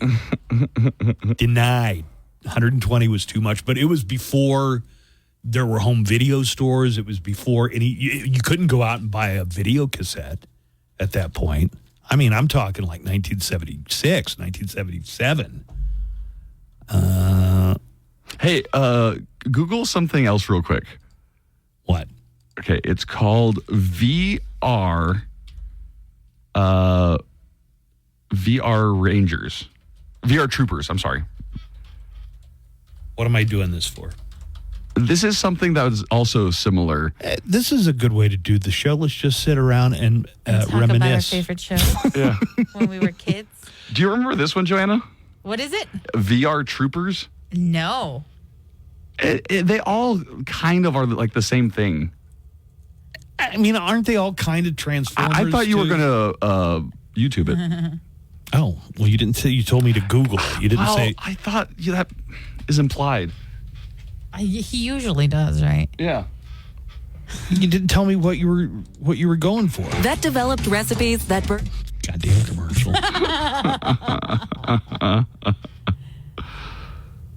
Created by the same people as Power Rangers. Yeah. Countdown control. 4, 3, 2, 1.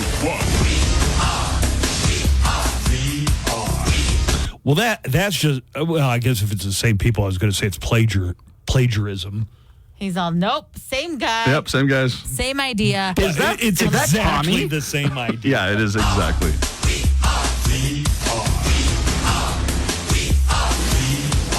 Is that Benicio del Toro?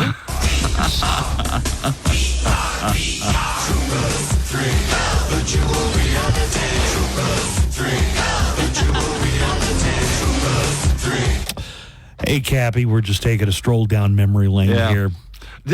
Cappy said that he's when he was a kid, he only watched baseball and football and basketball. Cappy has been on here before and said he was an expert at television, that he has memorized the schedule.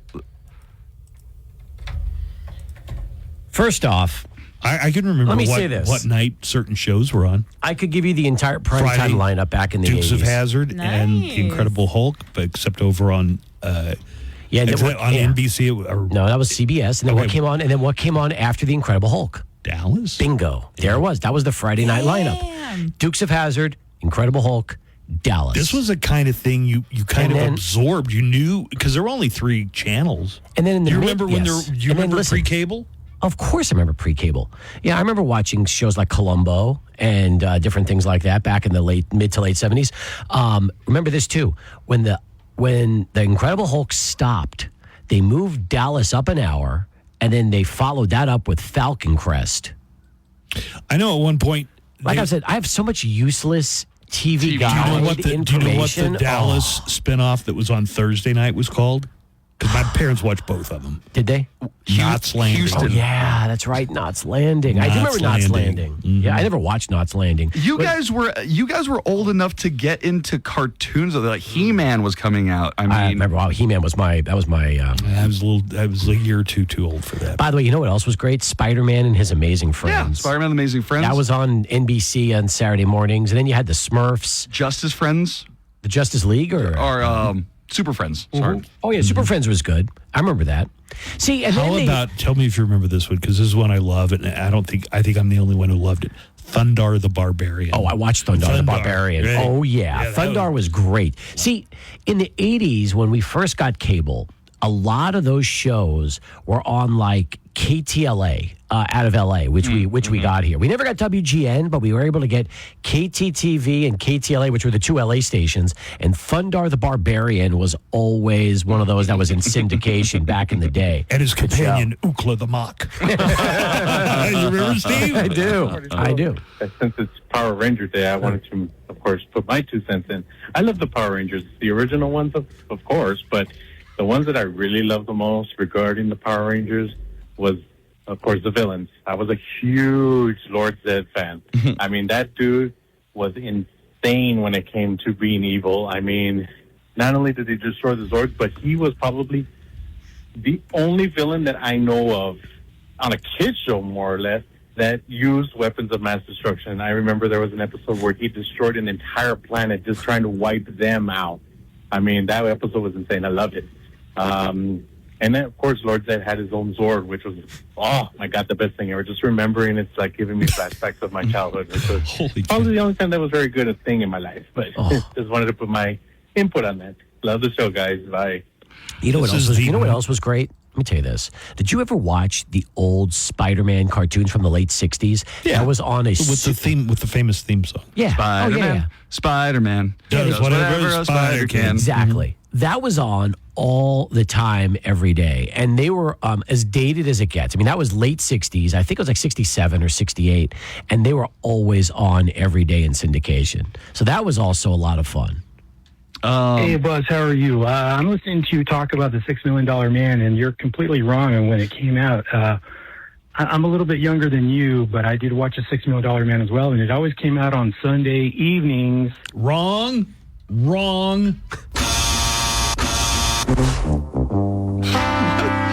Came out on Wednesday. You didn't have to do it. Is there any chance that it came out differently in Oklahoma than it did? No. He might have watched the $6 Million Man in syndication. Do you know which night $6 Million Man was on? I thought it was Wednesday. It definitely was Wednesdays. Yeah. Because I know because of which shows I had to miss because church. Well, Sunday church is night on Sundays also.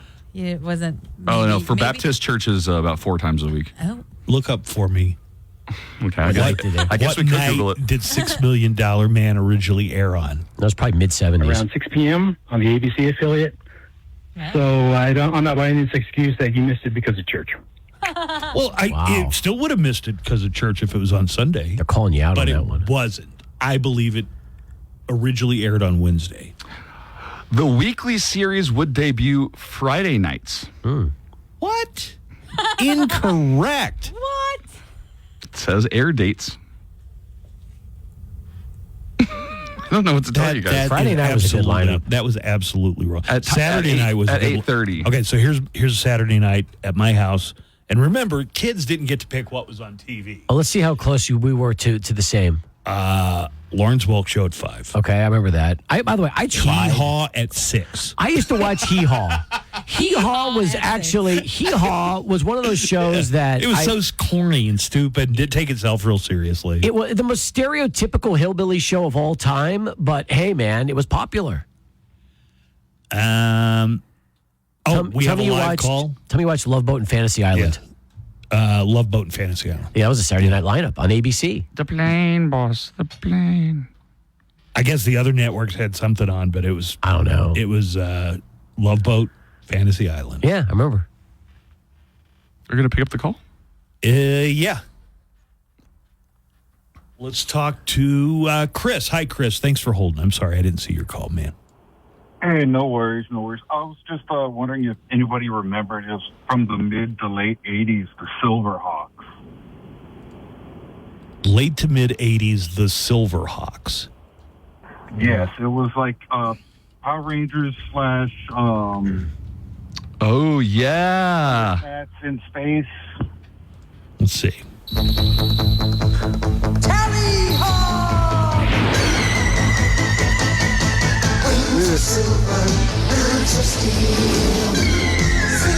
I used to watch this. Yeah, I don't think I ever saw this one. So this came out in syndication later in the 90s, too. Yeah, I never watched Silverhawks. Oh, man, I liked it. It was really good. Yeah, it was bad. All right. Thanks, Chris. Appreciate it. Thanks, guys. Have a great one. The WB lineup for... Joanna, did you watch Saturday Morning WB? WB, yeah. Yeah. They had good stuff. That's where Batman the Animated Series would come out, Superman. You know what? I actually bought Joel on DVD when he was little because he wanted to watch him. Remember when Scooby-Doo had the All-Stars? And they did like the Olympics, the Laugh Olympics? The Laugh Olympics from 76. I got him the Laugh Olympics on DVD, the complete set, and he was watching that back in the day, and that was hilarious. I grew up on those shows. I remember like a couple years ago, Steve would say he didn't let Joel watch anything other than old wrestling shows from the 70s, old 80s. And the 80s, old cartoons from the 70s and 80s. It's like, Joel will not be able to relate to any of his friends about any of He's gonna have the cultural references of a 50-year-old. That's exactly right. Steve takes them to dinner parties with other 50-year-olds. Mike, here, I want you to impress these people. Go ahead. Talk about DuckTales, the original shows. Let me have just a moment to tell you how, and we got to come back. The Cowboys did the right thing, signed C.D. Lamb. Yes. Oh, and dining deals this week. Yeah, and we'll talk dining deals. Somebody sent me a picture. Apparently, there were 4 black Red Rangers. Thank you for the picture. Kids did not get a vote in what we watched. My parents would watch the news with Walter Cronkite every night. I remember like the reporting deaths in Vietnam. That's one of my really, really earliest memories. But whatever my parents would have watched, with the exception of Saturday, because Saturday morning cartoons, and then we could watch wrestling. Oh, yeah. Which seemed local to me. I mean, it just seemed like it was local. And then when we got cable, you could start watching wrestling as soon as cartoons went off at 10 a.m. and watch wrestling all day. All day. You could watch 3 hours of it. Oh, yeah. On the Superstation out of Atlanta. That's Gordon right. Soley. Yep. And then at around 10 o'clock at night, you tune over and it's the Von Erichs, the Fabulous Thunderbirds. Yeah, World Class Championship Wrestling. Rather. From the Sportatorium in Dallas. From the Sportatorium. Later, Will Rogers, That's right. Union Arena. Oh, yeah. So that was it. Cartoons and then right into wrestling. Love it. Let's take a break. We're going to come back, talk about this week's dining deals, also some sports headlines. We're just a few days away from the start of minor football. Yes. And we'll talk about that with Steve Kaplowitz coming up right after this. Hey, it's Double G. Coming up after the Buzz Adams Morning Show. $35 device connect. Canceling to continue bill credits, or they stop and required finance agreement balances due. Bill credits end if you pay off device early. See T-Mobile.com. Live from the KLAQ studios, the Buzz Adams Morning Show. Courtesy of Glasheen, Vyas, and Interman Personal Injury Lawyers at GVILaw.com.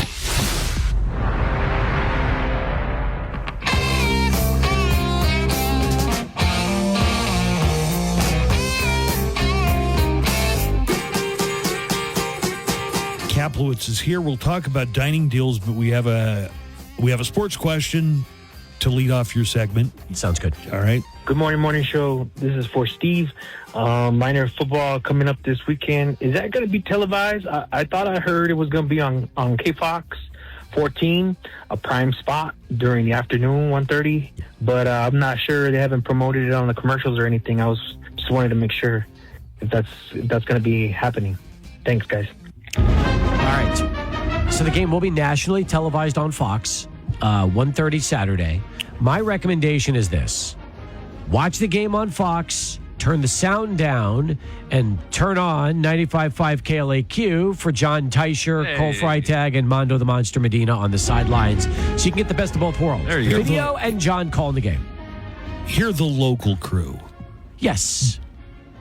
The minor crew, the UTEP crew, the crew you've grown up with and spent most of your childhood and adult lives listening to. Because John's been around. Is there any reason for excessive optimism this year for UTEP Miners football? Okay, define excessive. I don't know if he was pulling my leg, but yesterday Justin Underwood said that he thinks that Nebraska should be on upset alert. So here's the deal with Nebraska. I think the Miners are 27.5-point road dogs. Yes. Nebraska has a quarterback who's a true freshman named Dylan Riola, who is one of the top freshmen in the country, okay? Right. And this guy is different. Just imagine a guy that's kind of like a bigger version of Patrick Mahomes. That's what he is. The only downside is he's a freshman. So you wonder what kind of nerves he'll have going into this UTEP game on Saturday. We still don't know who the Miners starting quarterback is going to be. Quarterback is going to be. We may not know until game time. You at never this know. point, right? Right. They were supposed to announce it either today or tomorrow. That's what we're hearing. It's either going to be Cade McConnell or former Austin P transfer. Came over with coach. Yes, that is correct, and it's an interesting situation between the two, just because a lot of people think that Cade played half the season last year, he should obviously be your starting quarterback. But on the flip side, when you're talking about a player that knows the system, and that's the other side of this, is that when you've played your entire last 2 or 3 years under the same system, that's an advantage too. So we'll find out if it's going to be Skylar Locklear or Cade McConnell either today or tomorrow. Skylar, the former quarterback at Austin P. But he's never played before. That's the thing. He's a redshirt sophomore, Buzz, but he's never played any meaningful games, which Cade has. So it's an interesting dilemma. They should solve it either today or tomorrow. When's his first home game? A week from Saturday. Southern Utah at the Sun Bowl. Which one's your intern? Cade McConnell. Yeah. Yeah. Former intern, right? Yeah, former intern. Yeah, okay. He was with us for the last year. There are a couple other sports. The Cowboys finally did the right thing, signed CeeDee Lamb, so I want to talk about that a little bit. And I also think that at this point, Dak Prescott is in a good position. They need to make him happy based on what I saw on Saturday night. What do you mean make him happy? They need to. You know what, Dak Prescott needs to make Cowboys fans happy by producing in the playoffs. They do not have a better quarterback option. That's 100% correct. Cannot argue that one. He is the best option on that roster by a long shot.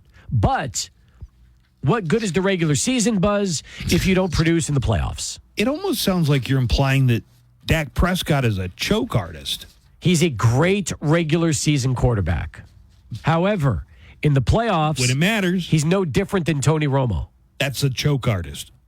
Yeah, it doesn't come up big. Can't win playoffs. He's not clutch in the playoffs. Tell us about the dining deal, which goes live Friday at 10 a.m. Okay, I love this one. First off, I've been to Oasis Lanes so many times over the years because it's a great place for kids to hang out and have parties, but it's a great bowling alley. They've got 40 bowling lanes, but there's a lot of other things they have as well, folks. They have virtual reality experiences. In fact, from what I understand, they've got a VR thing that nobody else in the country has. It's actually a Dutch VR that is the only one in the nation. They've got sports simulators. They've got indoor and outdoor amusement park rides for adults and children. They've got a specialty kitchen. That we had that brick oven pizza yesterday. That was good. They brought that brick oven pizza was good. Yeah, it was good. They also have loaded fries, handheld, shareables, skillet desserts. They've got a full service bar. Here's the way we're going to have dining deals this Friday morning for Oasis Lanes. Okay, $50 for food, non-alcoholic beverages, and game cards for just $25. It's half price no matter what, Yes. and it covers food or gameplay. 100%. And there's so much to do. 1660 North Zaragoza Road, Oasis Lanes, folks. This is fun. We've never done one like this before because this one has, a little bit of everything. We like KLAQ, same kind of concept, except here at Oasis, whenever you go in there, you can go for bowling. There's so much more, and that's what Dining Deals is all about to take advantage of. All right. CeeDee Lamb has not been on the sideline for the Cowboys preseason, but they finally signed him. They made him happy. $136 million. 100 of it is guaranteed. 100 guaranteed, $35 million signing bonus. Well, let's find out if CeeDee Lamb sounds happy. Very excited for the moment. Cherish every bit of it. Shout out my agent. I'm grateful for the whole opportunity. Going back and forth, the phone calls with him. Obviously thanking God every morning. Get the chance to wake up and do what I do. But yeah, man, it was surreal. Loved it. Shout out to my agent. I like that. Shout out to my agent, shout out. Jerry Maguire. He showed me the money. Showed me the money. Somebody showed him the money.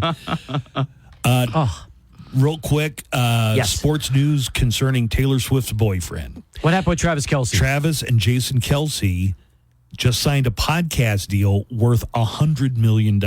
Wow. Over 3 years. Is he going to retire? You could. I mean, yes, you could just be like, hey, I'm tired of you know, getting tackled and having to work out in the heat of the sun, and they just paid me $100 million. That's probably more than he would make in his career. Oh, it's a lot of money. No, they're making a lot of money, but that's a lot. It's probably more than Jason made in his career. Those offensive linemen don't get paid as much. 100%. You know what you need to do? You need to do the same thing. Go find a famous celebrity. Go talk them into doing a podcast together and see if you guys can just hit the jackpot. I am the famous celebrity. What are you talking about? How's that podcast working? We don't get any money from it, but it's fun. We do it every Tuesday and Thursday. I don't know if anybody hears it. But can you imagine that? $100 million for 3 years for a podcast. It's incredible. As opposed to a radio show? Yes. Podcasters snap compared to a radio show. Yeah. It's so much, but that's the thing that drives you crazy, isn't it? It's so much more difficult doing a show like this. People have no idea really what goes into it. A ton of planning, it's not execution, and yet then you get people that show up, they do something for half an hour to an hour a week, and it shows you what's wrong. With a $100 million podcast deal, maybe Taylor Swift will let Travis pick up lunch every now and then. I wouldn't count on it. She's still like many times. Yeah, she's probably worth what, half a billion or $1 billion? She's $700 million, I bet you. Are you serious already? Could be $1 billion. Yeah, $1 billion? I wouldn't be surprised if it was over $1 billion, actually. Oh my God! You know what I think? I think you talk too much. Blah, blah, blah, blah. Hey, man, we're done.